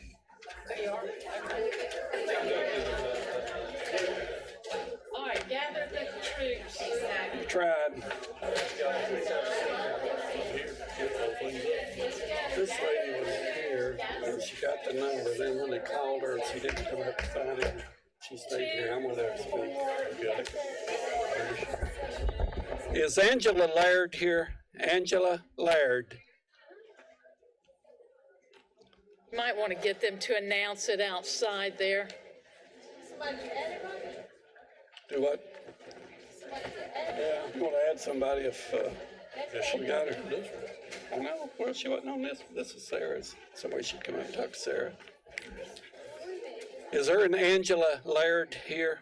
Yeah. I'm going to let you speak. Apparently you didn't answer the call for your number, so I'm going to allow you to go ahead and speak. Well, they called you up, but apparently you didn't make it, so. She was outside. Turn down. Start that 3 minutes. All right. Yeah. I'm Angela Hold on Laird. now. We've waited some. Actually speaking. Hold on just a second. No, we're gonna get you. Hold on, Angela. Okay. Okay, we have one extra speaker that's waited to speak. Miss Angela Laird, go ahead and speak, ma'am. Okay, thank you. Thank you all for being here tonight. I know it's been a late night for everybody and a long day. My name is Angela Laird, and I'm actually speaking on behalf of my friend's daughter here. She was a little shy to speak, so I'm speaking for her. She didn't want to speak. One of the reasons was because one of the stories she wanted to tell would make her cry, and so that would be difficult for her. She talked about how her grandfather was very committed to wearing a mask and doing all the right things, social distancing, and he was an older gentleman, and so he did end up getting COVID, and he did end up passing away from COVID. And her brother wore a mask religiously in school, working with the school, and he ended up getting COVID as well. And so last year was a very difficult year for all of our kids, obviously, all of us, right?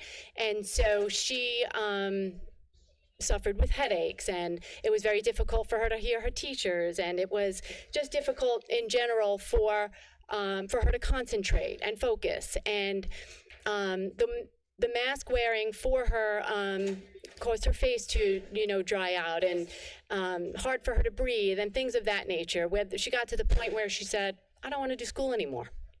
That's not how I want to do school. And so her father also served in the military, and he was a Marine, and basically he fought for her freedom, is how she feels. And she wants to have the right to wear her mask, not wear a mask. But if students want to wear a mask, none of us have a problem with that. But we do have a problem when we're forcing our kids who don't want to wear masks to wear them. So our questions are, if the masks do what they say, why do you have to wear a mask? If you want to wear one, wear one. But me wearing a mask or not wearing a mask, is that affecting you? If you are wearing one, isn't that protecting you? Right? So everyone needs to protect themselves in their own way. We want people who want to wear masks to continue wearing them. We're not taking that right away, but we don't want our rights taken away if we don't want to wear it. And I guess the question is too, a lot of people are talking about the vaccines, and so we have to know that these vaccines are working. We know they're not, right? Because now there's a third booster. We just want our freedoms to be just that. We just want to be able to take care of our health the way we want to take care of our health. That's basically all we want to say, that we want to have the freedom to not wear a mask just as you want the freedom to wear a mask. Thank you. Thank you, Ms. Laird. Thank you. Okay, next item on the agenda is the superintendent's report. Dr. Royster. The superintendent's report was included in the information that I gave you in the workshop regarding the opening of school and the COVID update prior to the board meeting. Thank you. Thank you, sir. The next item on is going to the action items. Item number 5.01, redesignation of ESSER funds. Dr. Royster. Thank you, Mr. Meek. You have before you a request to cover 3 items. We're asking that you redesignate ESSER funding that you had already approved for remedial and support services for the past school year going into this summer. We are under budget on that because we could not engage any more teachers than we were able to engage, quite honestly, was one reason. But we're not asking you to delve over into ESSER funds that are not yet committed. This is simply to redesignate already approved ESSER funds for 3 purposes. Number 1, to extend the COVID leave for 80 hours for all employees in the district, following the same rules as our sick leave, and to extend that until August of this coming year, so August of 22. Number two, to allow us to employ temporary personnel and or contract services for the interpretation and recording of PCR test results for students and employees, which allows us to shorten quarantine periods, and the tracking and analysis of quarantines and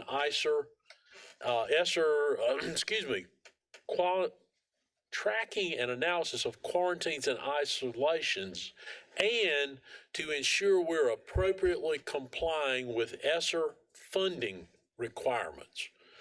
So for those three purposes, and you see the amounts for those purposes, and for permanent substitutes, adding permanent substitutes at the 27 school locations that do not currently have one, but had the highest rate of unfilled sub-requests last year. That would allow us to employ temporarily permanent substitutes at 27 schools. And that's based on having 80 or more days of unfilled substitutes. Now, that would be an employee, not necessarily temporary, in that that is a number that generally could be absorbed in the following year in an aide position in the district, either a kindergarten aide, special needs aide, transportation aide, or some other equivalent job. So these at this point are funded through ESSER. The intent is to use them through this year. So there's a substitute there in those schools every day to fill the first vacancy, which will assist our schools in making sure they're adequately staffed. Those are the request, and the recommended motion is included in your board material to redesignate $5.5 million of ESSER funds for those purposes. Thank you, Dr. Royster. There's a recommended motion from the administration. Is there a maker? Ms. Bush. Mr. Chairman, Yes, ma'am. I move that we redesignate $5.5 million of ESSER funds to extend the district's current COVID leave program through August the 31st, 2022, providing up to 80 hours of leave for documented COVID-related circumstances, quarantine, isolation, or illness, following the same parameters as the Greenville County School sick leave policy for the hiring of permanent substitutes at 27 schools, and for temporary personnel and or contract services for interpretation and recording of PCR test results for students and employees, tracking and analysis of quarantine and isolations, and ESSER funding compliance. We have a motion on the floor. Is there a second? We have a second by Ms. Goodwin Caldwell. Any discussion on the motion? Ms. Wells. Dr. Royster, we already have some permanent substitutes at some of our schools, right? So yes. The 27 are additional schools, or some of those schools that already have permanent substitutes? I believe each of these are additional to the next tier of schools that had 80 or more unfilled vacancies. And how many do we have? So how many schools right now have permanent substitutes? I don't have that with me tonight, but I can send it. Send that to us, okay. And then similarly, on the, you say on the test results and tracking and analysis, there'll be some contract or hiring of qualified personnel. What's the break on that in terms of? We don't yet have it. We're seeking third-party services? Third-party services to see what that might cost.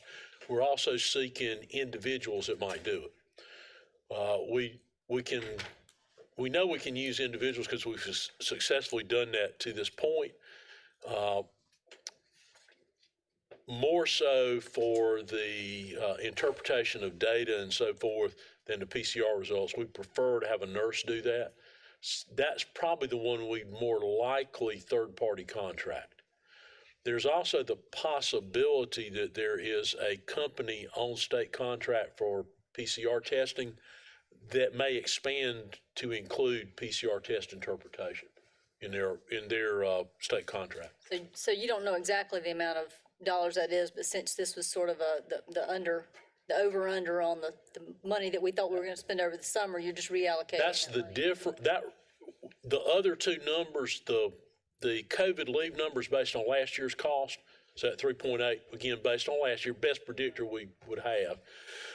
The sub pretty well calculated down to what our average cost is for one of those positions now. So the difference is what remains, which is the 600,000. Hopefully it won't be that much, maybe under that amount. So that's simply the difference, and we're using that to work with for extra help. Great, thank you. Thank you. Thank you, Ms. Wells. Mrs. Mosley. Thank you. First, Dr. Oster, I want to say thank you very much for making this recommendation. This is something that concerned me last year, the excessive quarantines, and it's probably behind the mask mandate, the most or the largest concern my constituents have is their children missing school due to being quarantined. So to that end, how long do you think it might take to get someone in this position if we approve these funds tonight? And then will that be then broadly announced? Are we already doing this for student population? Because I know for a while we limited it. So people have been asking me when it's going to happen, and I said we're struggling right now to keep up with the employee one. Okay. So as soon as this is approved, I think we have a potential person to alleviate the employee one, and we are looking at the options for the student one. So the best answer I can give you, this a truthful answer, would be as quickly as we can. And yes, as soon as we do it, we'll let people know. Okay, thank you. I wish I had a better timeline, but that's probably the best we can do right No, now. it's fine. I just want to be able to set people's expectations. Thank you. Thank you, Ms. Mosley. Mr. Lewis. Dr. Royster, just a couple of questions about the 80 hours, just to make sure that I understand it. So a teacher's in a classroom, she has to quarantine, so she goes home for a period of time, which could be 10 days. So these funds would cover the cost of subs to go into those rooms while the teacher's quarantined. That's the primary cost that it's covering. This will cover the cost of the sub if we charge her or his absence to COVID leave. Okay. Now recall, we also, we want employees to continue to teach from home if they're able. In other words, they're not so ill they can't continue to work. If they do, they're not charged any leave. We still have to put a sub in there. That's not necessarily included in this amount. Okay. Now remember, we also have sub funds separate and apart from this.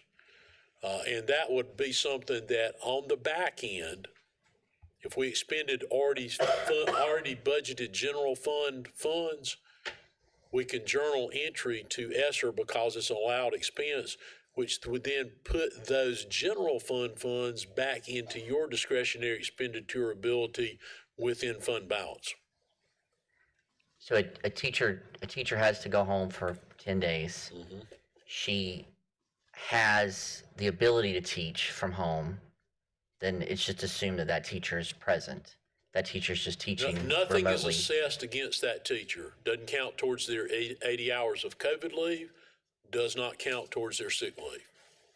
Teacher has to go home and is unable to teach from home. Counts towards the 80 hours. But it doesn't count towards the sick leave that they've been accruing as an employee. It goes to COVID leave first. Okay. So what happens if that same employee has to quarantine again because of some other exposure? So they've used up their 80 hours. They were home for 10 days. 3 months later, And if there's they another. quarantine and can work from home, no penalty, no assessment against them.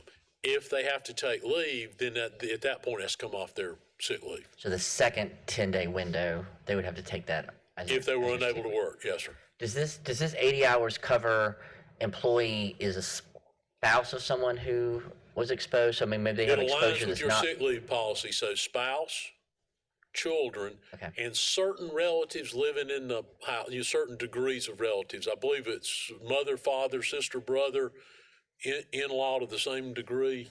That right, Doug? I didn't leave one out, did I? Okay, so a student has to quarantine. Parent happens to teach in the district. Parent can stay home. Parent needs to quarantine because parent's been exposed to the student. Well, even if the parent, for some reason, could separate themselves from a child, but it felt like they still stay there with them, particularly with an older child, sometimes they can be separated within the house. But if they can teach while seeing about their child at home, then nothing is assessed against them. Okay. If they can't, then COVID leave first, sick leave second. Okay, thank you. Yes, sir. Thank you, Mr. Lewis. Ms. Goodwin Caldwell. Dr. Royster, in looking at this, why'd you pick the number 27 school locations? Those are all the schools that experienced 80 or more days of unfilled substitute days. Okay, what about if you have more than 27 schools? Then what? Well, any of the others that had more than 80 days last year already have a permanent sub. These are the ones that had more than 80 days and did not have a permanent sub. It's based on last year's number.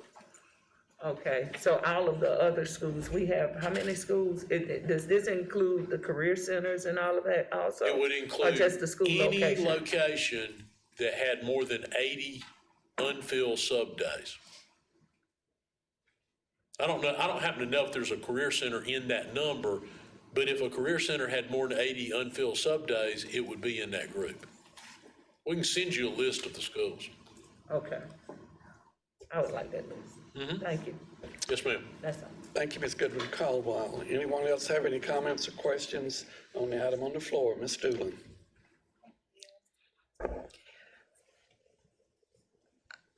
So I was looking at last year, COVID leave cost $3.8 million. And is that how it was recommended, the same amount for this school year? Yes. Do you think, though, that since at least half of the employees were vaccinated, they may take advantage of that status and not have to quarantine, so that we might not need $3.8 million this year? That's possible. Then what happens with if this money is not spent? Does it just? It remains in ESSER. Is that what happened with last year also? Did we approve more than we needed? This represents the amount you approved more than what we needed. The amount we're asking you to redesignate. And last year, it was 3.8 was designated and 3.8 million was used? 3.8 million is what we spent on it last year, yes. That's what we actually spent. Okay. But it could be significantly less I wouldn't imagine it would, but it could be, yes. because of the vaccination status, maybe? Okay, that's my only. Right now, the numbers seem to be reaching where they were in the middle of last year. So that's not a good sign. Now, what is a good sign, to your point, because I see a copy of every one of those that's sent in. I'm not saying I don't read that whole form, but every time a COVID report is sent on an employee, I see it. I know that it went. I know that number exceeds the number we have in quarantine and isolation. And the reason that number would exceed the other numbers is because some number of those people are vaccinated. So they're not having to quarantine. That was my question, thank you. Thank you, Ms. Doolin. Anyone else have any questions or comments on the motion on the floor? Hearing none. All in favor of the motion on the floor, say aye. Aye. All opposed, say no. The motion carries. Next item on the agenda is 5.02, Budget Adjustment for Career and Technology Education Innovation Center at Roper Mountain. Dr. Royster. Thank you, Mr. Meek. This is a requested increase on the original estimated budget. The increase is 2.308037, a little over $2.3 million, placing the new estimated cost at $12,808,037. The original estimate, which was a little over $10 million, again, several years old, you will see our reasoning there. We've now completed the conceptual design phase. We're moving into schematic design. This updates our anticipated construction cost. You see there's some information regarding increased construction costs, a lot of which has been compounded by major supply chain disruptions. According to the Associated General Contractors of America, from March 20 to March 21, the price of materials and services used in non-residential construction increased over 12%. Due to the uncertainty in the market, we've added another 10% market contingency in anticipation of additional construction increases. We also have a better idea of what this center looks like I believe you have attached the initial programming. Remember, the concept for this innovation center was much like a economic development spec building, in that it would be built in a more generic manner so that we could rotate different career and technical areas in there as they come to the forefront. And so you'll see, just taking an example, advanced automotive research, not something we currently do. We put it in there, do it there for a while. If it becomes popular enough, has enough enrollment, we may move it out into 2 career centers or all 4 career centers, or replicate it in some high schools. So the idea there is to build over time new and innovative career and technical courses. So the layout in there is conducive to changing over time the programs that are in it. We also added an additional high bay space from what we had originally programmed. So that brings us tonight to come to you with this request to move that budget to 12.808037. And we're asking that that be done by moving $2.3 million from the general fund balance to provide that funding. The unassigned fund balance and general fund balance in May of 21 was $226,193,000. This will be reduced to $223,884,000 if you approve this. What this does not include, obviously this May number doesn't include the addition that will be made to the general fund balance when the auditors finish their work for the audited FY21 financial statements, which will occur November, generally speaking, in November of this year. We don't want to necessarily speculate on that amount, but it will be a considerable amount that will be added to fund balance at that time. Mr. Chairman. Thank you, Mr. Meek. Thank you, Dr. Royster. There's a recommended motion from the administration. Mr. Sailors. Mr. Chairman, I move to utilize general fund balance to increase the budget for the Career and Technology Education Innovation Center at Roper Mountain Construction by $2,308,037 for a total estimated project cost of $12,808,037. Second. We have a motion on the floor and a second by Ms. LaVenta Wells. Any discussion on the motion? Mr. Sudduth. What is the completion date for this project? Colonel Carlin, estimated completion date? Looking at August of 23 right now, sir. August 2023? 2023, yes, sir.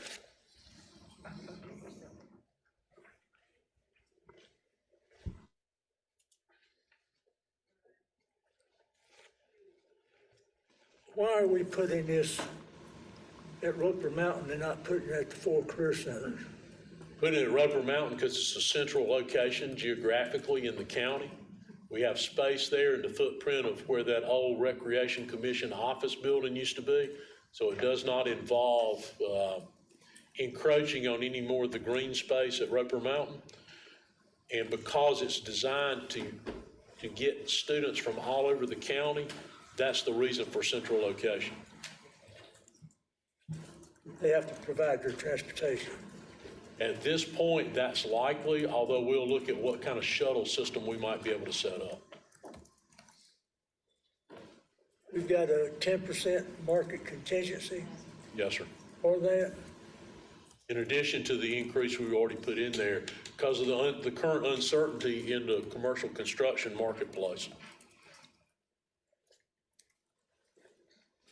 We're not sure about price of material. We're not sure about your construction force. No, sir. So all of this could go longer than that. We've taken the best information we currently have, and then we've basically added a 10% markup past that. But we're taking $2.3 million out of the general fund budget. General fund balance. Fund balance. Yes, sir. How much will that leave us? That leaves, if you go back to May, it leaves $223,884,000. There will be considerably more than that in it in November when we audit, when the auditors finish closing out the FY '21 fiscal year.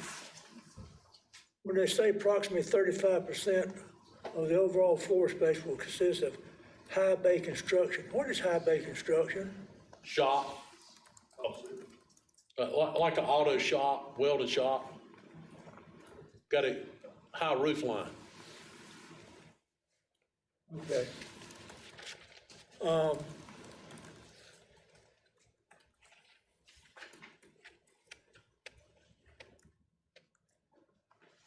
Do we have a construction company who's? Colonel Carlin. We've employed an architect. Yeah. SGA Narmore Wright and Little is the architect of record on that project right now. We have not. The architect is whom? SGA Okay. would be the short name for the company, but it's the full name is SGA Narmore Wright plus Little. We have not secured the services of a contractor yet, Mr. Sutter. I'm looking here at the Intervention Center at Roper Mountain Sun academic programming. We've got aerospace, advanced automotive, automation, robotics, networking, cybersecurity, and clean energy technology. Yes, sir. All right. If we've got clean energy systems, what about oil and gas? Is that, when we look here at what we've got here, motors, generators, photovoltaic systems, water and energy conservation, wind turbines, biofuel generation, bioreactors, water power, energy harvesting, fuel cells, and nuclear power. Yes, sir. So we're saying that this is going to take the place of gas and oil. Well, I don't know that it necessarily means it's going Clean to. energy technology, It's not necessarily going to take its place, but it is a growing and emerging field that if it doesn't replace those things, it certainly will supplement those things. And it certainly, you can, just anecdotally, you can observe in our community an increasing number of solar panels on residents. So it's an emerging field, and it's an area that, like a lot of other areas, does not have a sufficient number of individuals interested in and trained to work in that arena. I'm interested in seeing that. The cybersecurity. Yes, sir. On shared computing resources while protecting privacy. So that's going to entail what kind of cybersecurity? If I'm going to be a person who's going to be having that as my subject that I'm going to be employed in. Anything and everything that would protect a network or its software or its applications from intrusion or theft. Would that include governmental? Yes, sir. That would be working the private sector and or working the governmental sector and or the military. Right, on the robotics, we already have robotics, do we not, in career centers? We have robotics on a much smaller scale than this. Mr. Williams could speak more directly to that than I could, but this really has to do with the high-level avionics, control systems, computer programming. Now, I think one of the next phases for manufacturing is the utilization of artificial intelligence with their robotics. You know, they currently have robots like in a particular manufacturing setting that would do welding. The product passes in front of it, it welds it. Artificial intelligence would cause the robots to be able to move safely throughout the facility and perform a multitude of tasks and adapt to conditions that they would encounter. That's a much higher level than just teaching somebody how to operate a robotic welding machine, for example. Mr. Williams, you elaborate on that? Certainly, that is correct. We have robotic clubs at a lot of our high schools, and we have mechatronics programs who touch on robotics at our career centers. But again, to Dr. Royster's point, this would be a much more advanced study of robotics and automation and the joining of materials based on that automation. We've got here robotic arms to automate manufacturing tasks. Correct. So this is going to be, like, for example, would it be in the automobile industry? That's correct. And what we're seeing is the industry moving towards non-stationary robotics as opposed to the robotics staying or the robots staying in one place in the manufacturing space. The robots are moving around. And so again, that more advanced study for our students that's a high level of computer science and automation required for that. Is that kind of science being taught in our colleges? It is, yes, sir. And I'm looking at the automotive research, the next generation of automotive technology, autonomous driving, alternative fuel cell technologies. Explain to me what that is briefly. Sure. Autonomous driving would be driverless technologies, so cars that are driving on their own. You're already seeing in the industry brief pieces of that. You know, you've seen the commercials of the car backing in by itself. And then we're also looking at alternative fuel sources, so hybrid vehicles and those types of things. Is that batteries?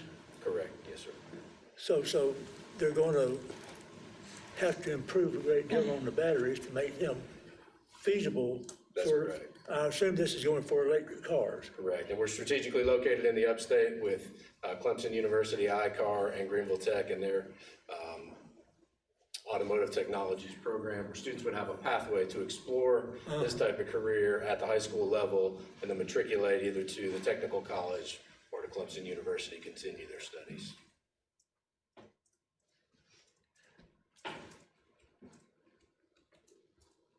Would this give a student who completed this program a heads up on the college?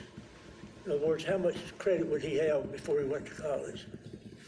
Yeah, we will have to flesh out the dual credit arrangements where they get the college credit while they're here, but it certainly would give them a leg up and experience and exposure to the industry and to both the industry and the next level of college that they might want to pursue. What we're trying to do with our CTE programming is create a pathway for students, whether they wanted to go right into the workforce or whether they wanted to continue on with college. So we would look to have certificate programs in all 5 of these programs, as well as articulation agreements with the technical schools. All of these requires a shop? No, sir. What we have currently planned would be 3 shop spaces and then 2 lab spaces. So the automation and robotics would be in more of a classroom lab space, not necessarily a shop. And then the cybersecurity, IT and cybersecurity, can be done in a fairly traditional classroom. We need some server racks and some ability to do the hardwiring, the networking piece of that. What is the maximum space for this program? So we would have 5 programs and 5 associated classrooms with those. So as Dr. Royster mentioned, as the programs are successful, if they're successful, we'll move them out to a career center or high school and put in a new innovative program 5 years down the road. How many can be in a class? Classroom size would be capped at about 25 in the morning, an additional 25 in the afternoon. So we're building 5 spaces that can accommodate 25 students. 25 students each, that's All right. right, but that's 25 students each in the morning and additional 25 students in the afternoon. That's correct. Okay, thank you. Thank you, sir, that's all I have. Thank you, Mr. Sudduth. Ms. Goodwin Caldwell. Yes, can you tell me what would be the difference with this career technology center and Fountain Inn? Because it has basically a lot of the things that Fountain Inn is going to be concentrating in, correct? Fountain Inn has an Institute of Automation and Engineering lab space built in. They would not have any of these 5 pathways. Okay, so will all of the schools be able to take part in this career technology center? Yes, ma'am. And that was the reason for centrally locating it in the district, is so similar to the Fine Arts Center, where students could apply for a program. If they're accepted into the program, we would hopefully be able to pursue some type of transportation, or they would have to provide their own. Okay, is it gonna be a 2-year program, or they can be in the program for 1 year? How is that gonna work? Currently, and we're still fleshing out some of the program details, but the programs are 4 individual classes, so first and second semester year 1, first and second semester year 2. Okay, so it will be available to all of the schools in our whole school district. Okay, thank you. Thank you, Ms. Goodwin Caldwell. Anyone else have a question or comment? Ms. Doolin. So this building is going near the front entryway of Roper Mountain, where the parking lot is? You know where the large parking lot is that is parallel to the frontage road? There's a grass area on the Roper Mountain Road end of that parking lot. It will sit right there. And there was a building that used to sit there that we demoed a few years ago. It'll, in essence, sit right in that footprint. Well, if it's gonna start being built in the spring and would finish, you said August of '23? Our planned opening date right now is August of 2023. Well, it seems like the construction of it's gonna take up an enormous amount of that parking lot. And if they've got 50,000 visitors during a school year, and this summer they had 30,000, where's everyone gonna park? Obviously, that 50,000, 30,000 is spread over a period of time. We will as narrowly confine the laydown area for the construction as tightly as we possibly can.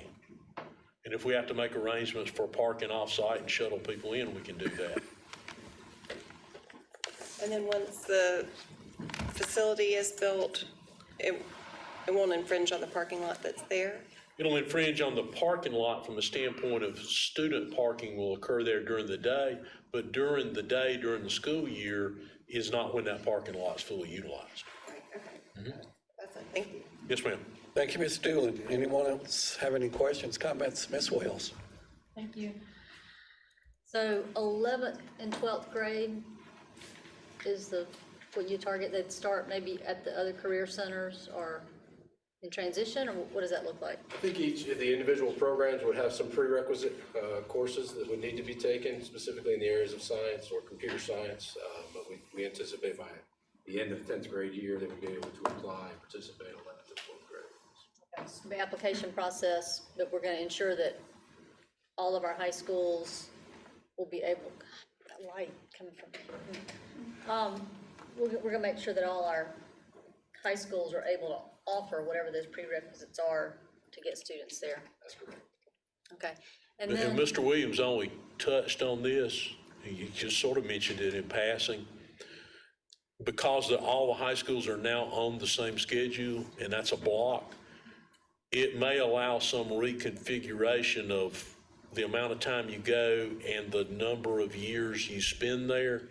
There's some opportunities there that we would not have had several years ago. We hadn't fully fleshed that out, though. okay.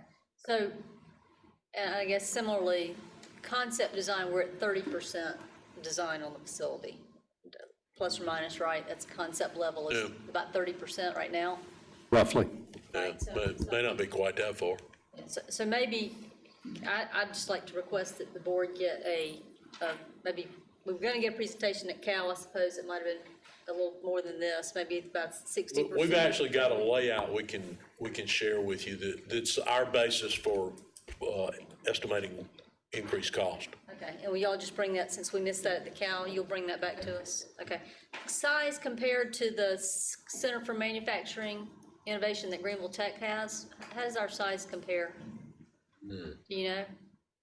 I don't know what that would be. Okay, just trying to kind of compare. This is smaller, but I just don't remember the square footage on the Innovation Center.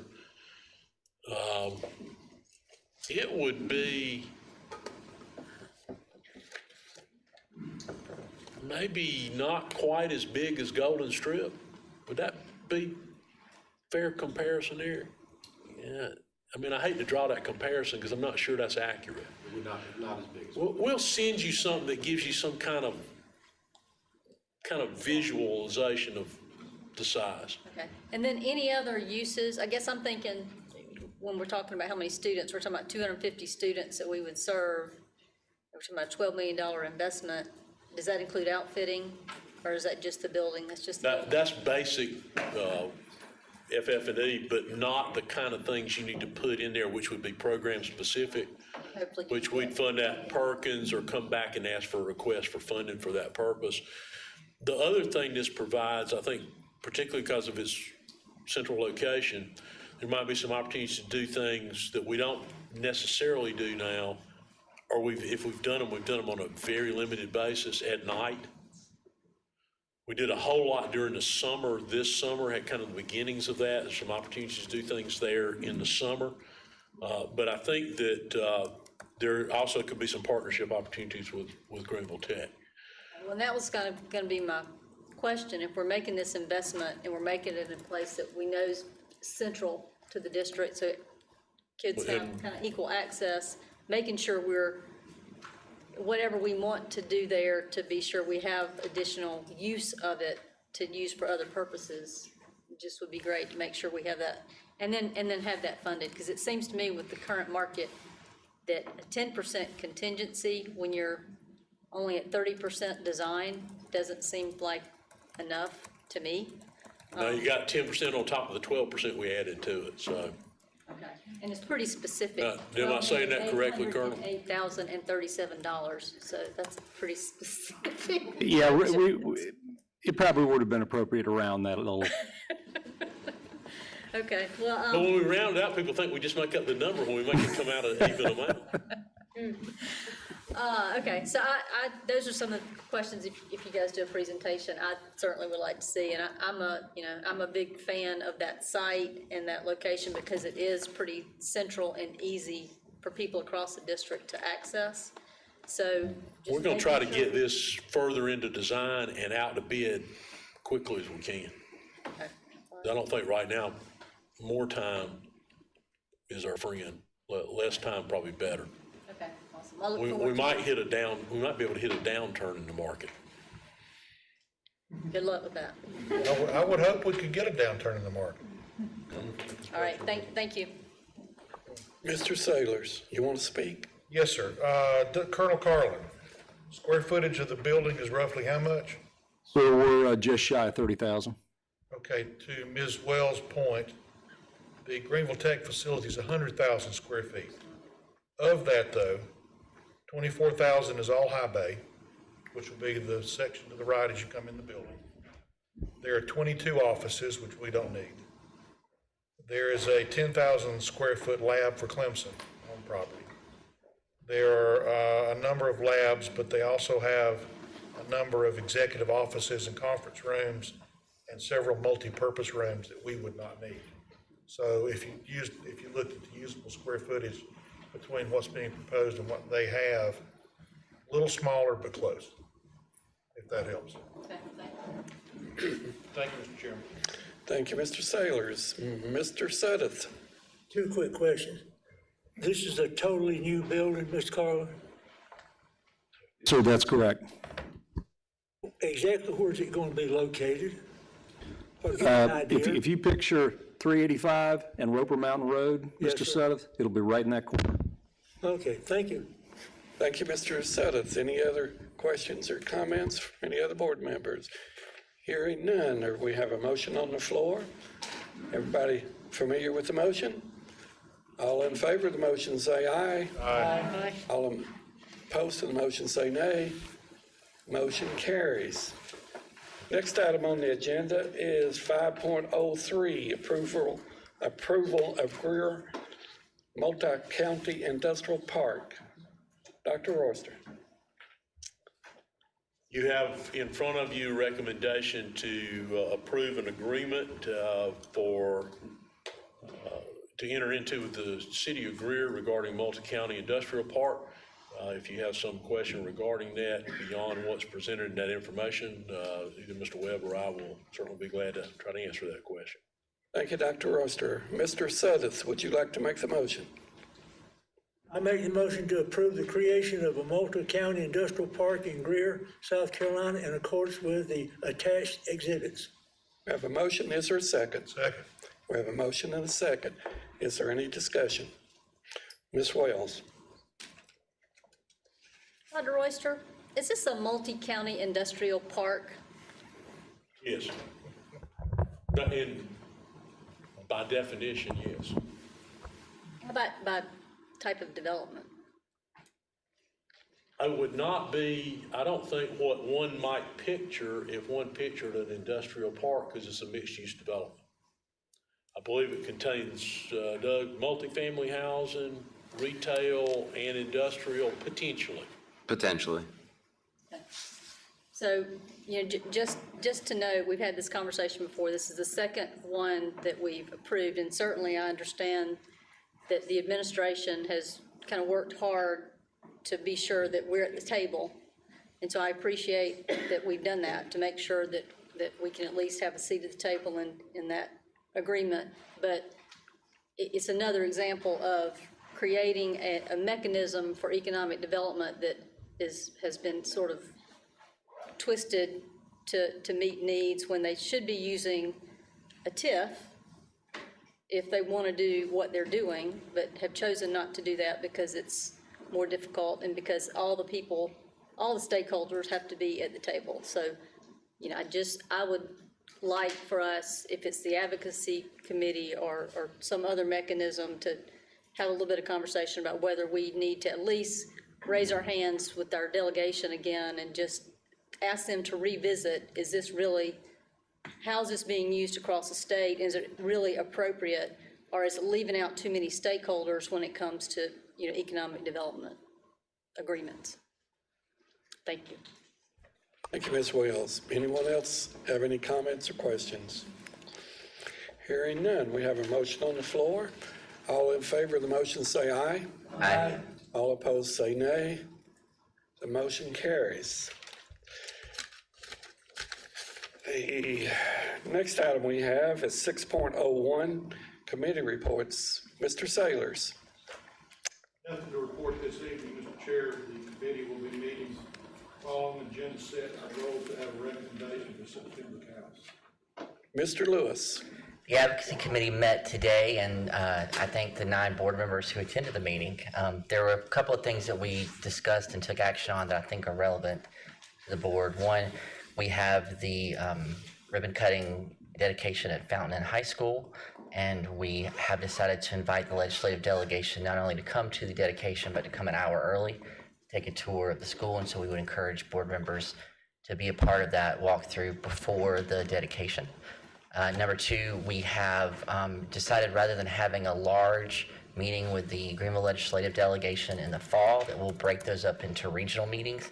And so we'll have small meetings across the county with a select number of the members of the delegation. We would encourage the board members to attend the ones that they think are most appropriate for their area and the people that they represent. Those will probably be scheduled in October, November, and December, and will be scheduled around the availability of the members of the delegation. And so we'll get dates out to you. And the third is we have decided to have regional meetings with some of our local municipalities and with county council to talk about both growth and some of the issues that are affecting the school district as a result of growth. In addition to that, multi-county industrial parks and philos are also a part of that. And so those also will be scheduled in a regional way and probably not until January. But we would encourage board members to provide us any feedback on things they'd like to see shared there. And then again, if there's one in your area, we'd love for you to attend, and we'll have all those set around the availability of those local leaders. Thank you, Mr. Chairman. Thank you, Mr. Lewis.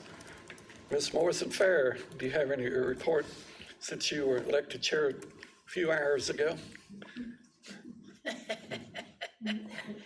The only report that I have is that we had one item to deal with on the audit committee, and that item was to select a chairman, and Glenda Morrison-Fair was selected as chairman for the company. Congratulations.